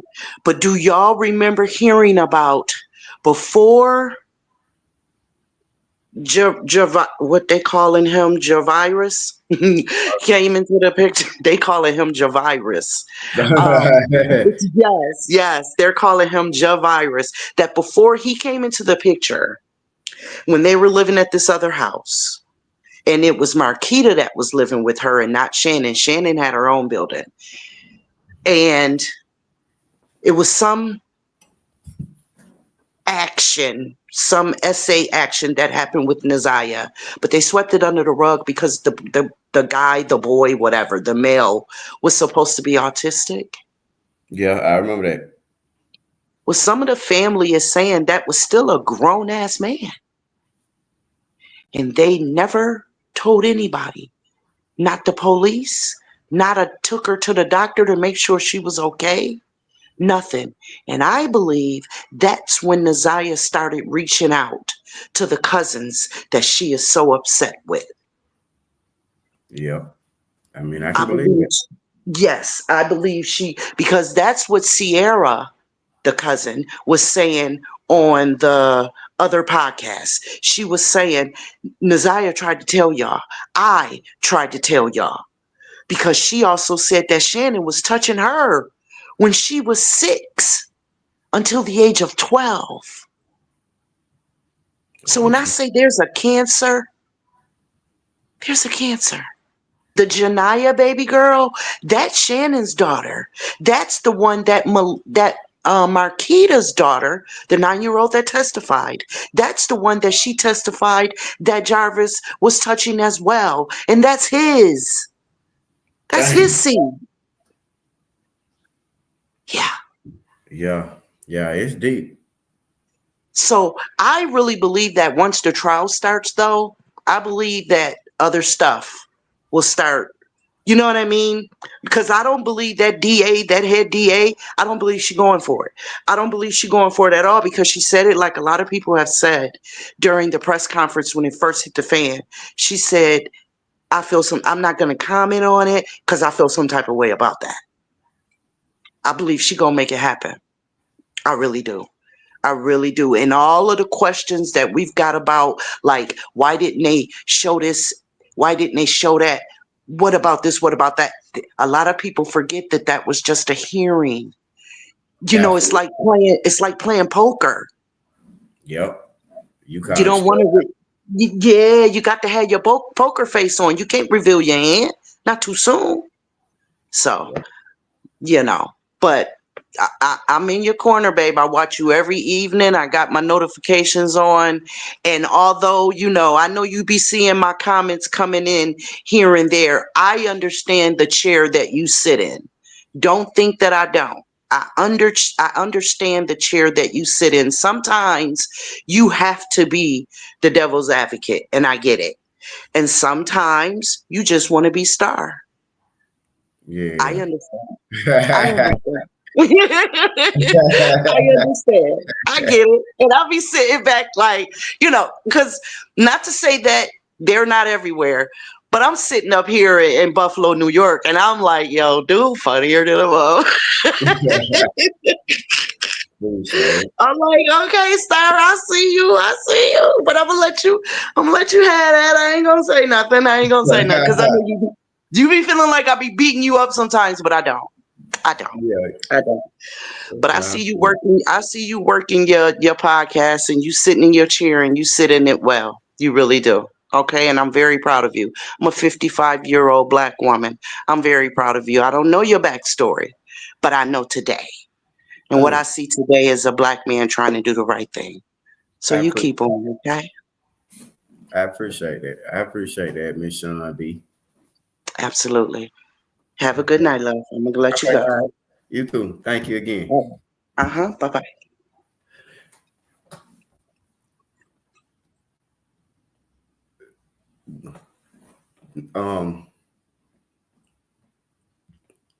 First, I want to thank y'all, man. I want to thank Miss Sean B. I want to thank the One Lyfe family, man, for pulling up and stuff. And again, man, over here, man, we talk about a lot of different things, and I like bringing awareness and talking about. I like talking to y'all, period. But I'm trying to, and it's all good. I love it. But I want y'all to know that, man, it's a lot going on, man, and it's a lot there going on. See, with the Naziah Harris, like I was explaining to y'all, man, it's just so congested, man, and people like really just playing with Naziah now, and they saying like disrespectful stuff, and the family they arguing, and me, I come up here and talk mess and stuff like that, and I laugh at y'all, but I kind of like to get out of the way for stuff get too serious.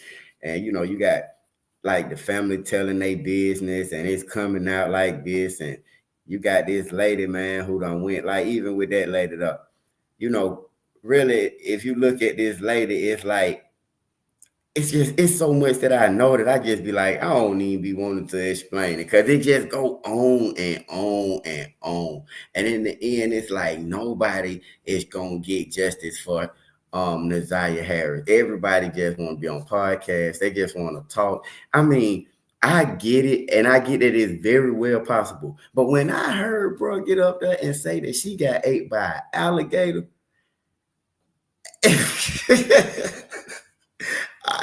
it fucked me up. I'm like, God damn. An alligator. And then I'm like, is alligators was mind y'all now. This is the middle of the winter in Detroit. Is alligators crawling around? I ain't never seen an alligator in the snow. I've never seen a snowy alligator, bro. I swear to God. Not once. Hey, listen, we finna turn it overnight, man. I was trying, you know what? I ain't gonna do it. But I'm like, bro, this stuff not making sense. It's too cold for alligators to be crawling around. Don't they hibernate or something? Ain't no alligator coming out in the water. The water is frozen, ain't it? Don't the water be frozen? That will freeze the alligator. But whatever. And then now it was cool at first. We played it, we listened to it. But then the lady started dropping a spiritual reading every day. Then you started seeing everybody with a spiritual reading. Go to the woods. Are you in the woods? Are you in the woods? Hey, who the fuck are you talking to? Hey, motherfucker, turn that goddamn radio off. You confusing our fucking frequencies. We trying to find when it's out here. You got us thinking it was for entertainment, but some kind of way you done led the world into believing you really talking to her. And then everybody like, I knew she was over there in the landfill. She said something about land and field. Landfill.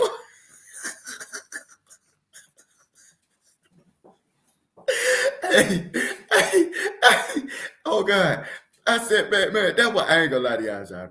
That's why y'all ain't see me pop out like that, because I've been sitting back looking like, man, what the fuck is going on? And then popping out, okay, look, then we're going past that. Y'all want to talk about this out here? Let's talk about it, because y'all not know what's going on. I just didn't want to do this, because I'm like, see, some bullshit. But then you got the girl. Okay, let's talk about this girl. You got a girl, young, what's her name? Not, I finna call her Young Miami. What's her name? Mimi Young. She come out the blue, okay? She go and film herself breaking in a store. What's up, Eva? She go and film herself committing a crime. Now, mind you, everybody like, why would you do that? Why would you film yourself committing a crime? You had some people encouraging her stupid ass to go and do it. So she went and did it. Okay. She went, she did it, she filmed it. Then people started looking, like we was already over here on Google Maps. This is why I be trying to tell y'all, shout. I'd be like 10 steps ahead of these folks. I'd be so far ahead of these folks that I'd be like, God dang, you feel me? I'd be like, man, I don't know the exact date or even, but they just were bringing it up because they've been going to court for the hearings and stuff like that. But then she said, she done found herself doing all this stuff. So then she get mad. Man, I'm finna play it. I wasn't gonna play it, but y'all want to talk about it. We're gonna talk about it. I'm gonna play it. She called my man, and they, matter of fact, nigga Jay hit me, child. Come to think of it, nigga Jay hit me. Call my man, right? So she on the phone, she selling it. Y'all heard that conversation when she on there talking like a motherfucker, and she woo. She went up in here, she did it in the third, right? Okay, boom. You done went up in the play. Now you looking at the Google map and all that stuff though. And now apparently that wasn't even the man's shop she broke into. You feel me? So they saying that you done broke into something else. She let them broke in. She done burned the evidence. She done got to arguing with Roxy. Roxy arguing with the family. The family done came out and said that she lying. She just came and wanted to get involved so she could work her one too. Roxy done called Shouty, talking about you went and told my mama, told somebody mama about her clout chasing and all this. Talking about, I guess she was talking to Janelle or Keywana, something like that. All this shit going on all the time. Nazaya still missing. I can't keep up with all this shit. They all on TikTok arguing and talking about each other mama. They all on YouTube arguing. Hey, I don't want nothing to do with that shit. And somebody gonna get their ass whooped. That somebody need their ass whooped. But anyway, then you got the girl Mimi, right? The girl Mimi talking about she in the house. She done, what the fuck kind of Tubi movie do you think this is? She's in the house, creeping through the house like you playing a motherfucking PlayStation 5. She done picked up some evidence. The evidence got, what's the name? James Kennedy name on it. So she tells Shawty, look up James Kennedy. Oh my God, James Kennedy is the man that was at the White House. I don't know what the fuck White House she's talking about.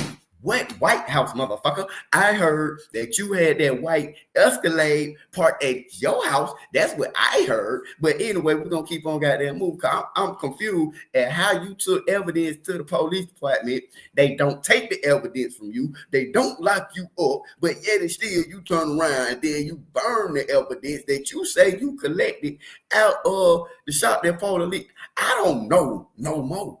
I don't know, Shawty. This shit is just to be talked about. Now, yes, if you a blogger or somebody like that, they just want to keep talking about, then I get it. Me, that shit make my head hurt. I be like, man, I ain't gonna lie. I knew the other day I was drinking. That I woke up that morning and I was gonna go live. But the time I thought about this shit, I started throwing up, goddamn. And I was throwing up all morning. And I knew then, me and this case do not get along. Right. Meanwhile, they running up and down the street. Oh, that ain't even the end. Then they out the blue. Now, buddy, hey, listen, they ain't got nothing to do with me. Then out the blue, somebody throws out there, bow. That's Jarvis' baby mama. Who? How? Her? This bitch Jarvis' baby mama.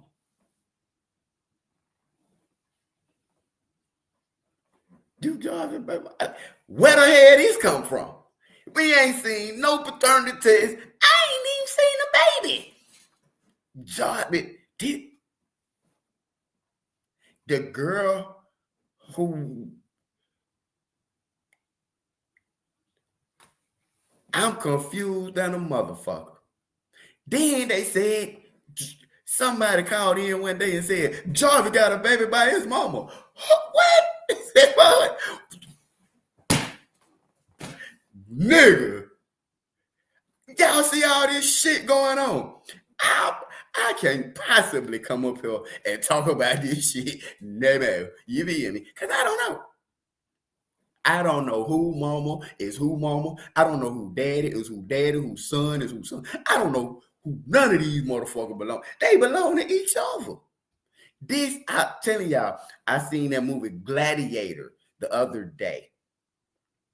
Y'all ever seen Gladiator, the movie, and they go back to Rome? That's what they on. They on some Roman bullshit. They running around here and they fucking each other and they having kids and they fucking kids and like pit bulls. I keep telling y'all, they a bunch of inbred motherfuckers, man. And they got these folks that run around here doing all this freaky shit. King, Annette, just like me Brown, me Sean J came up here and said, and the rest of y'all done already said it. I'm reiterating. I ain't say this. Y'all said it.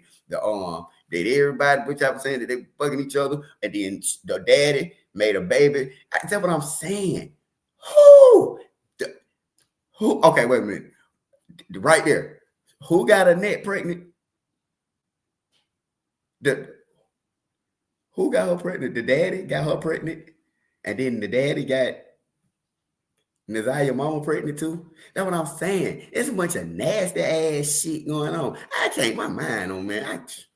I need to smoke now. I can't keep up with this shit. Then these folks all on TikTok arguing. Roxy know goddamn well she was wrong for starting that GoFundMe. Then like that lady said, somebody talking about Roxy need to get some money. Y'all hit the like button. Y'all wanted me to turn up. I'm over here half-ass sleep, high as a motherfucker, trying to do the right thing. But y'all keep wanting me to talk about this shit, so we're going to talk about it. She running around here talking about she need to go buy some shovels and shit.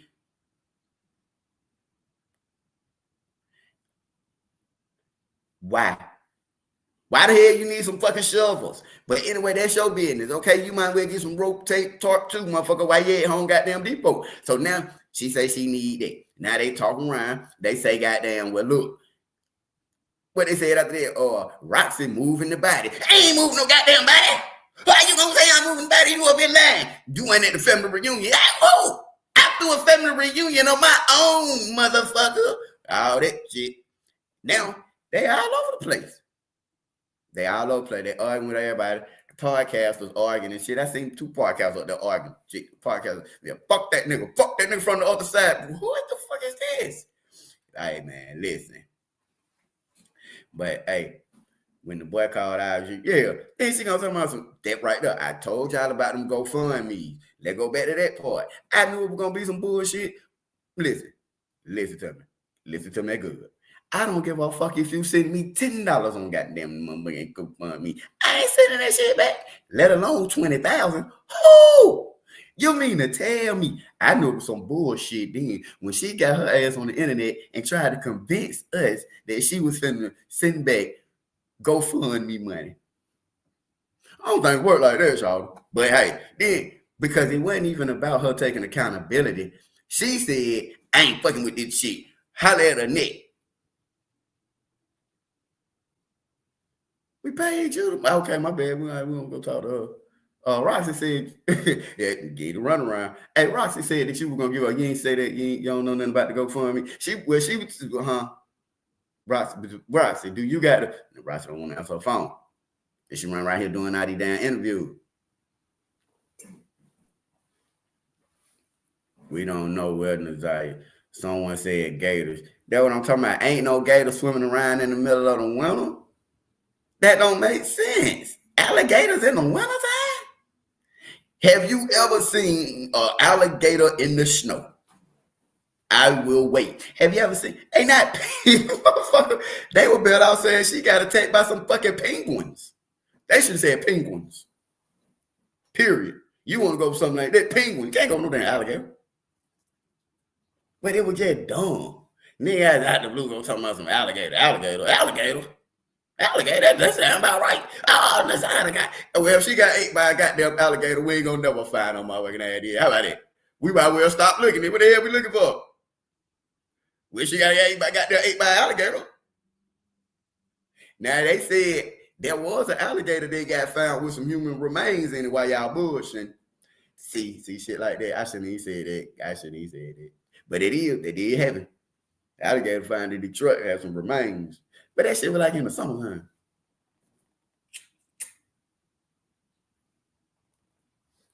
I don't know, Joe. I don't know. I went up. But again, it's hard to understand what we looking for when ain't nobody being honest. We don't know for sure what happened when she got off the school bus. We don't know. Did he pick her up? Because if he picked her up getting off that school bus, King is lying. Y'all ain't seen her walking down no street. Y'all seen her getting off the school bus, you wacko. That's the only goddamn explanation for that. Right. People actually on the panels arguing. Motherfucker, you out there. What? This you goddamn dog. Don't you know? Well, okay. Let me ask you. Shannon knew that Jarvis was fucking everybody. I just be in the bushes looking at that stupid ass. Really? Everybody, I ain't gonna say everybody wrong. Y'all know the ones that be knowing what they talking about. And that's just right there. It's gonna get these folk messed up. Oh, going back to the girl Mimi. Then when she got up there and she was talking about how she found that book with them people address in there. If y'all listen to her, she really telling. She talking a lot. Internet investigator. Yeah, they want to sit up in. Yeah, they don't come back with all this. Ain't went to damn school, ain't got damn G, goddamn D, no goddamn certificate and nothing. Ain't got the nerve to be sitting on the internet trying to tell that lady I got 8 by goddamn. What medical examiner school did you go to where you can goddamn come up with a motherfucking conclusion you ain't had nobody to I goddamn didn't buy look at? Nigga just be up here like, I predict alligators. Said alligators. Right. What you predict?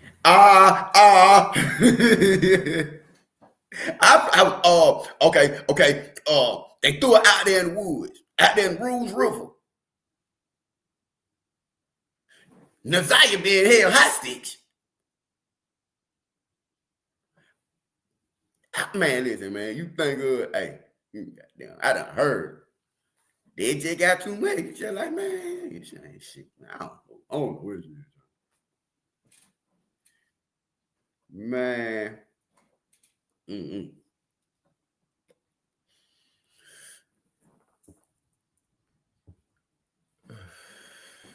Send it to me on Instagram or something. I don't email it to me, One Life or No Life. But yeah. This shit crazy, man. I'm talking about this bullshit. Enough is enough. I'm finna play it for y'all though. Cause I know y'all wanna hear this goddamn mess of shit. And I'm here for it. Y'all hit my cash out then, cause I'm gonna start drinking then. Shouts out to the One Life family then, man. We finna turn it up a night. Cause that's what y'all want me to come up here and have fun. Man. I mean, y'all wanna have fun, y'all wanna talk shit. Yeah, it's 7:50. I ain't finna drink. I ain't finna do no drinking. But we're gonna turn up though. Check me out. Yeah, I ain't finna do that. Chillin'. And don't y'all be forgetting about Maddie. Cause she definitely deserved justice, man. That messed up how they did Maddie about that stuff, man. Oh, then she talking about she finna sue these folks and all that, y'all. She mad at hell, y'all. That girl say she done ran up in that house, put her life on the line to bring y'all some information. And y'all gonna turn around talking about she got a baby by Jarvis. That's crazy. These folks say Shawty got a baby by Jarvis. Bet she didn't see that one coming. No, she didn't see that shit coming. That's the thing about YouTube. That's why I be telling folks, y'all. That's why I tell folks about YouTube. Stay the fuck out the way, cause they don't go like that.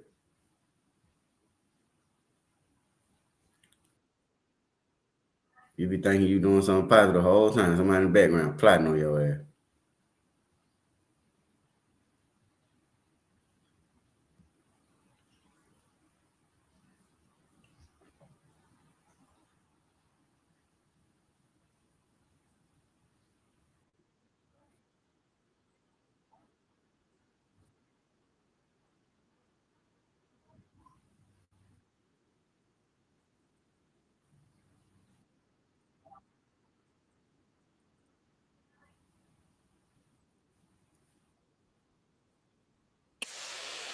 I'm setting it up right now.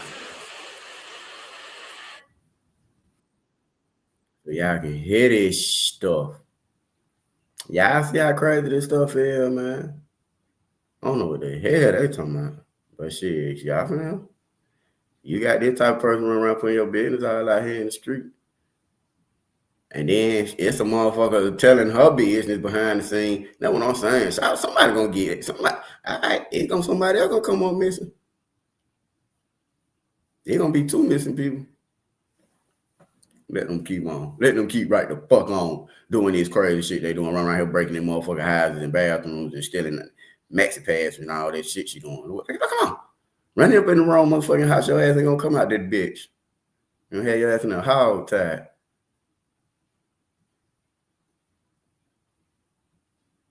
Yeah, wrong, Sean. Hold on, let me play this for y'all, man. Hold on, Sean.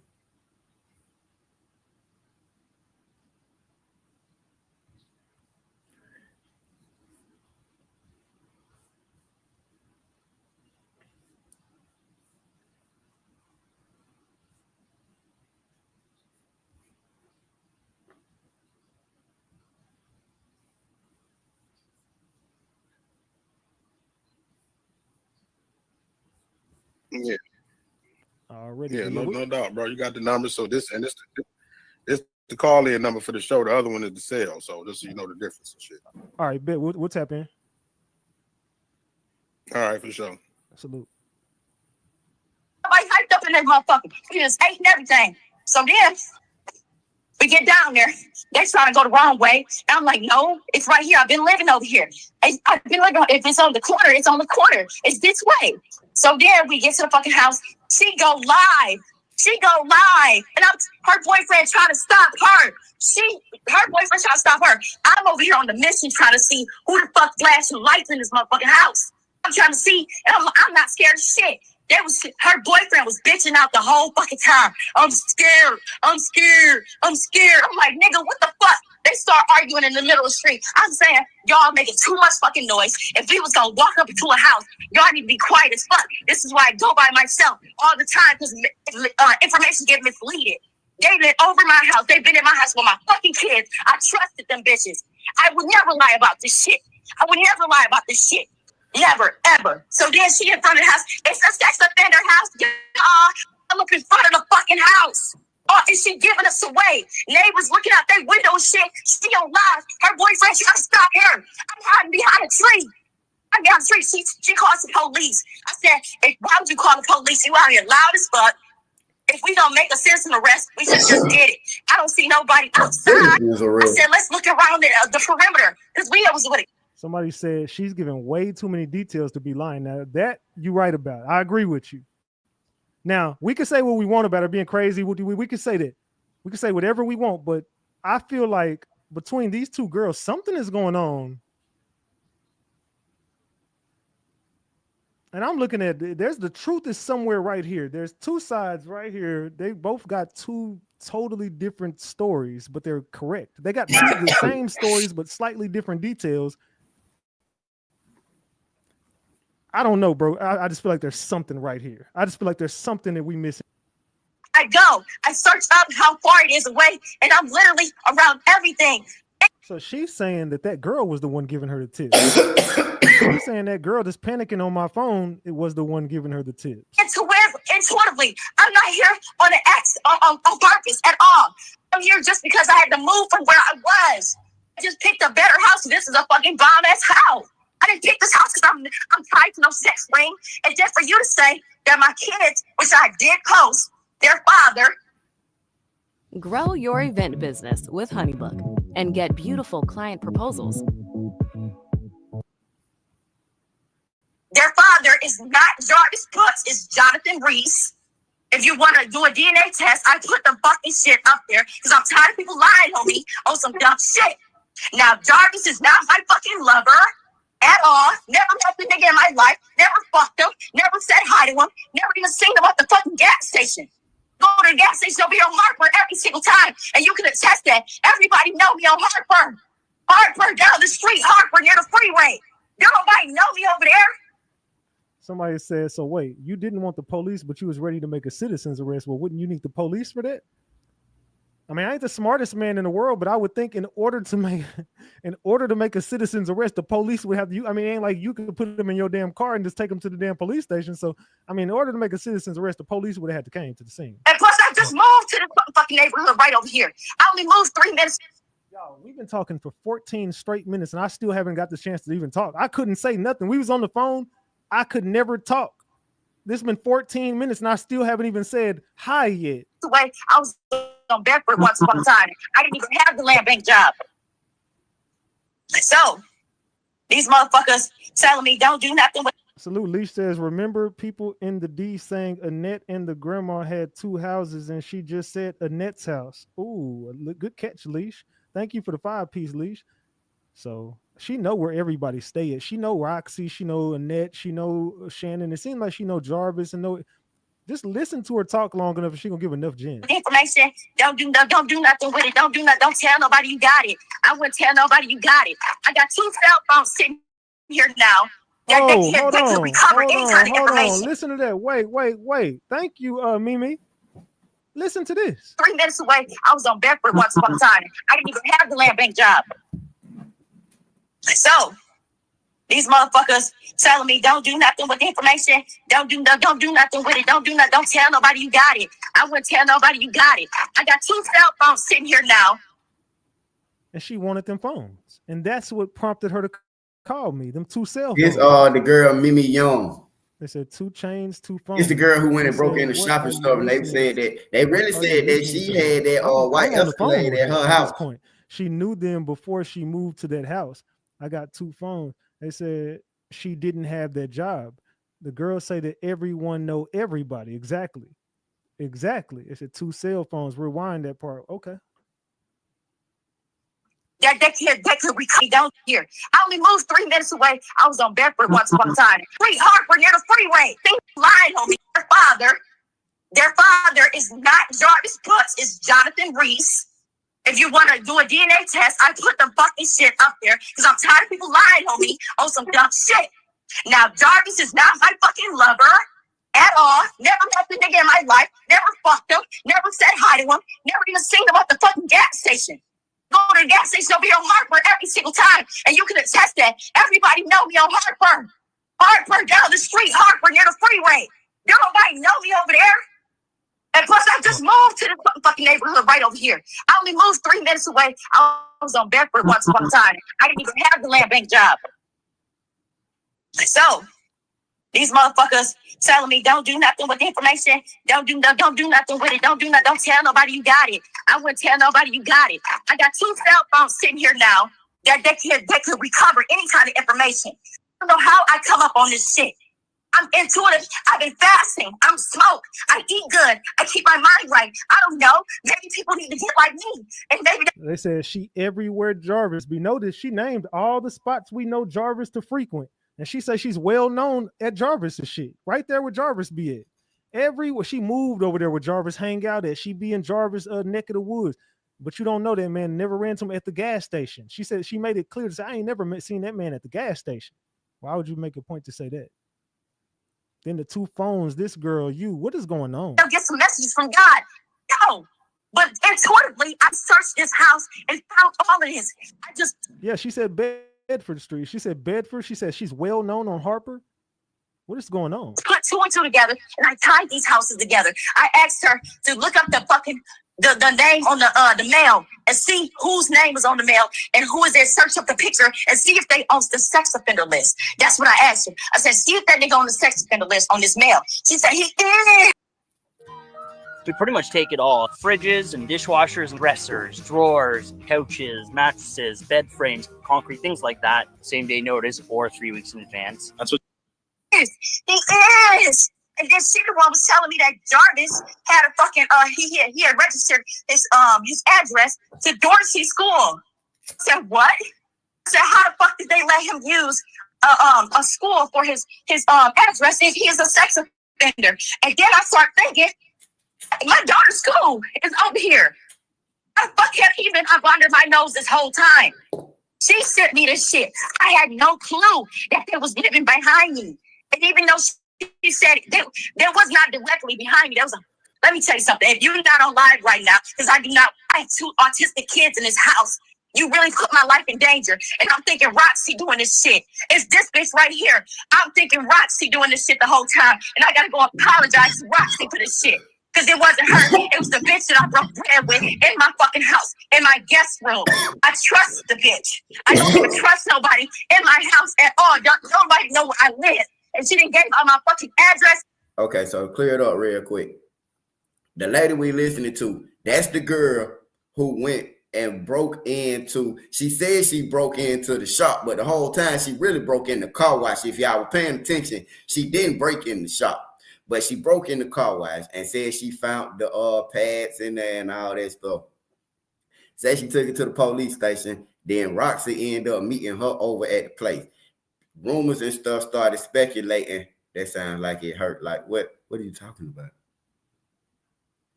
But they started speculating that Roxy, people started putting out that Roxy and the girl knew each other. The girl who went and broke into the thing. She was explaining how she went about breaking in the house and why she broke in this particular house, the house that she was in. She said in the house she found some mail that was registered to an offender. Okay, that was sent, you know what I'm saying, that was registered to an offender. In some kind of way, Jarvis supposed to know this person. She explaining how she explaining how she came about this stuff. Then people started, and that's what we was talking about, how people come up with this crazy stuff. And that's why I kind of stopped talking about the case, because it's all these speculations and all this stuff that don't even make sense now when people really just clout chasing and saying crazy stuff. And so I was saying, like, how her and Roxy, she was saying that people were saying that she was Jarvis' baby mama, and she was saying that her baby daddy name is whoever he is. She don't know Jarvis, but when she was trying to help bring awareness to the situation, all she was trying to do is help basically in her own way. But she shot out. She ain't no different from that person.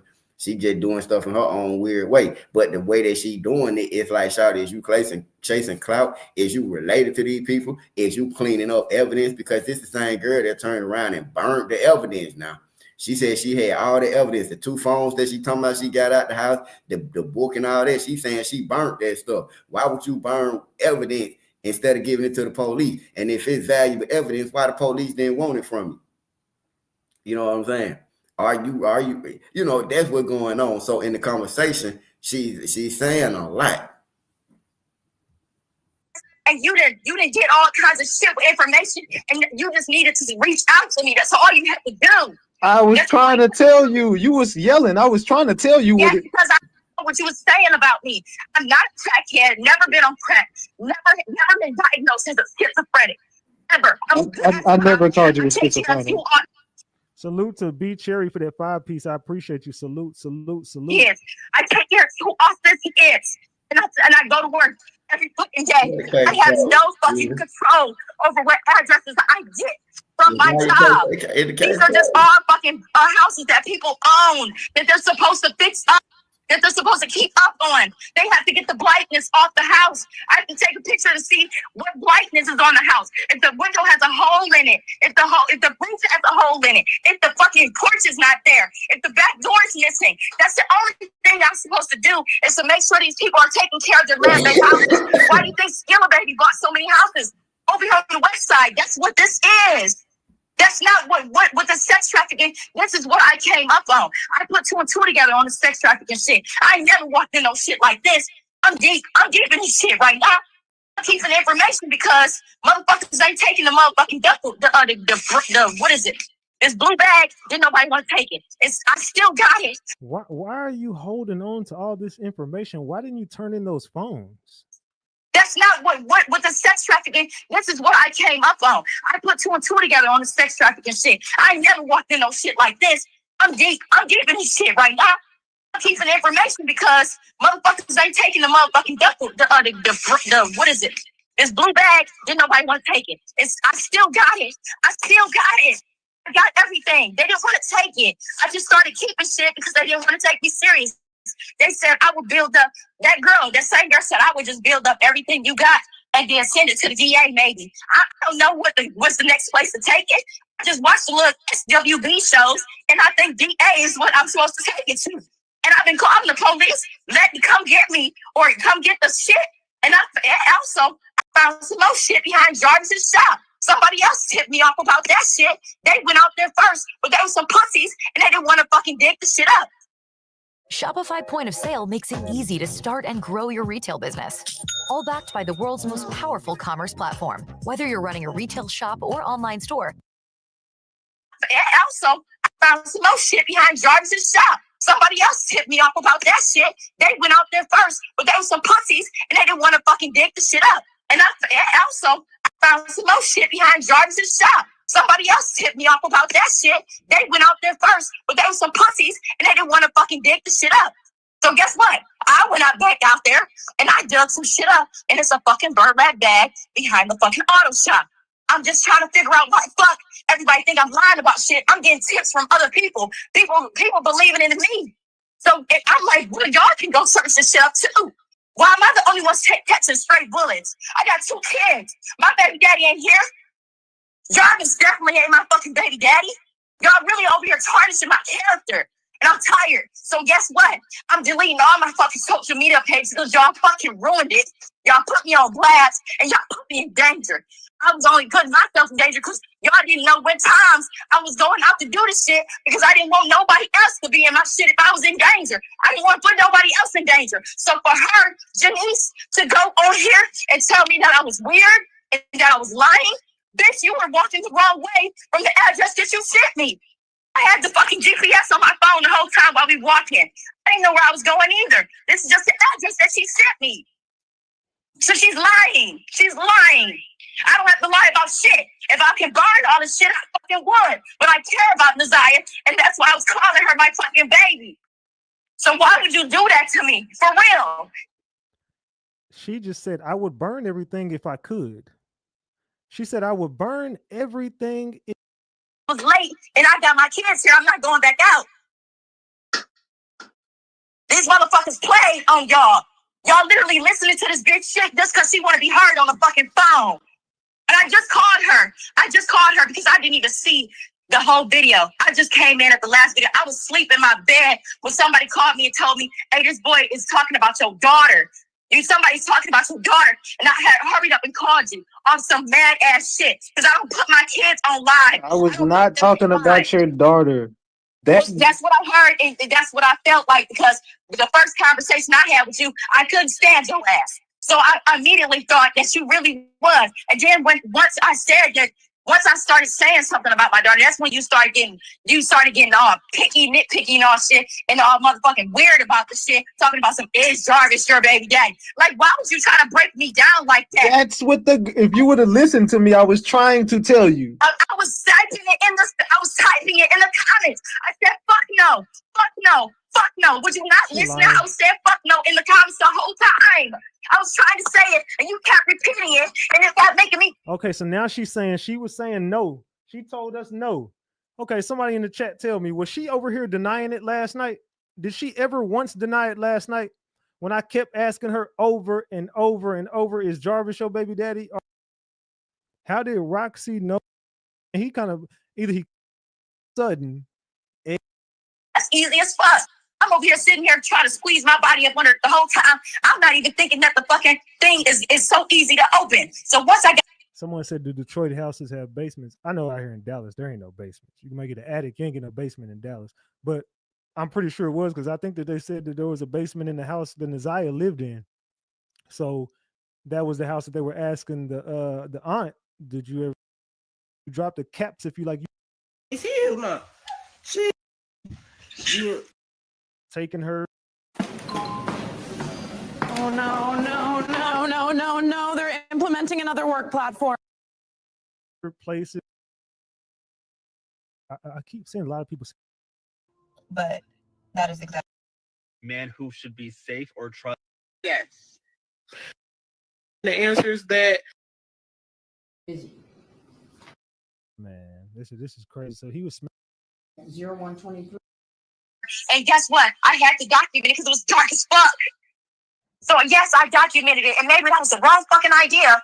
But guess what? It didn't reach nationwide around the whole world and got everybody's gears going. So I'm glad that I did that at least so that she can get some justice. People want me to do protests. I would do a protest. I would. But guess what? I don't know who's going to be out there waiting on me because it's still shit that's getting twisted up in the fucking media.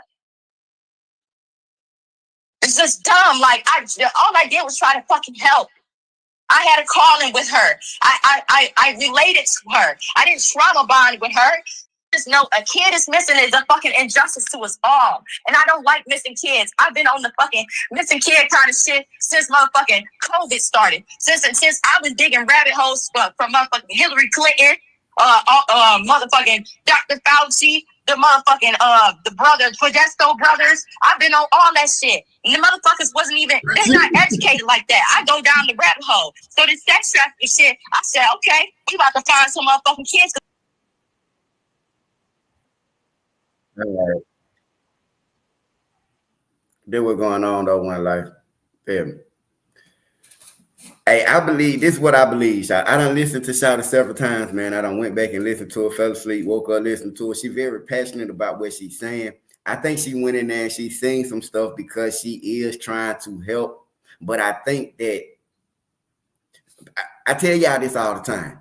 people don't understand what YouTube is.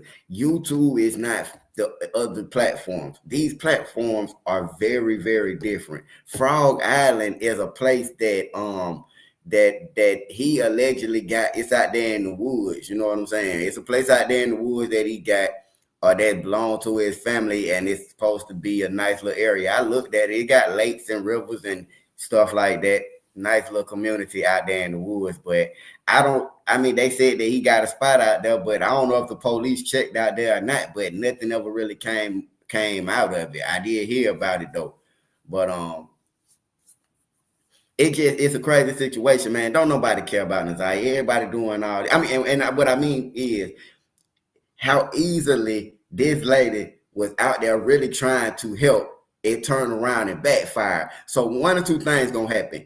Who else gonna run their stupid ass out there and try to help Nazaya? So the next person can look at everybody who's speaking out and where they ending up at. It ain't no good to come from it. You feel me? She sound like she might not be playing with a full deck, but if you listen to her, she telling you what she found in her. She telling y'all she got them 2 phones, she got that blue bag. I don't think she lying about that. I don't know why the police don't want it though. That I can't tell you. But at the same time, from my understanding, what I'm hearing is it's really like she planting evidence. You feel me? Because how do you keep finding all this evidence at all these different spots? And every spot that she say she found evidence at is like pads and stuff. Exactly. Why did she said she burned the evidence because she didn't want nothing else to do with the case. She didn't want nothing else to do with the case. She was getting threats and people was lying on her saying that she was Jarvis' baby mama and all this type of stuff. So she said, she ain't want nothing to do with it.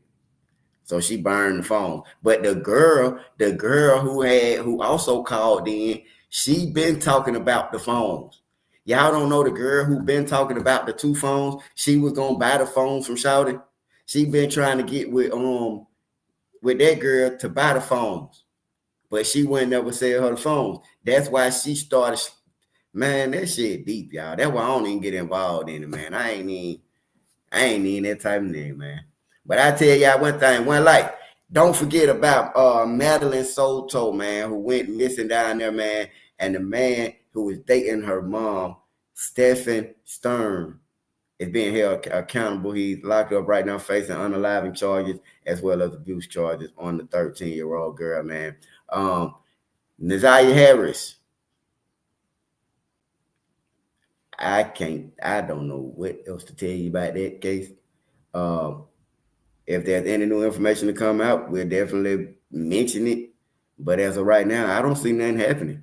And if you take a plea, it's definitely over with. So I wonder why Madeline mama ain't locked up too. You feel me?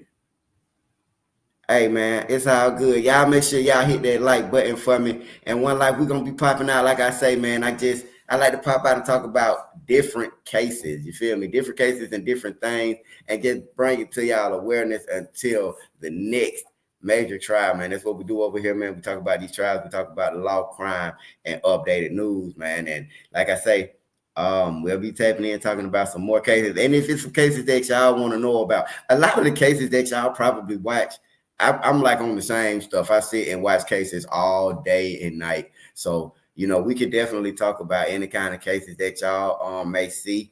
So yeah, y'all can hit me on One Lyfe TV News. That's the Instagram, One Lyfe. Everything is in the comments below. One Lyfe TV News is the Instagram. One Lyfe or No Life is there. Let me know what you think of this case. Yeah, absolutely. Let me know.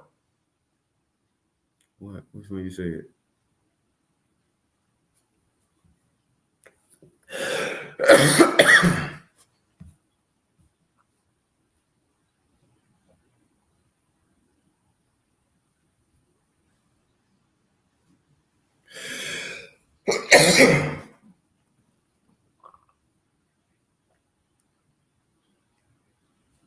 Oh, okay.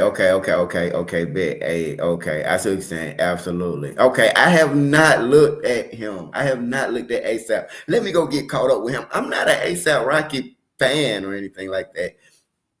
And I never really paid it any attention, but I'll definitely look at that and see what they got going on. One Lyfe family, thank everybody for pulling up, man, and thank you for your support. If you haven't had a chance, hit the like button on your way out, and thank you again. Let me know in the comments below if you enjoyed this live. Thank you.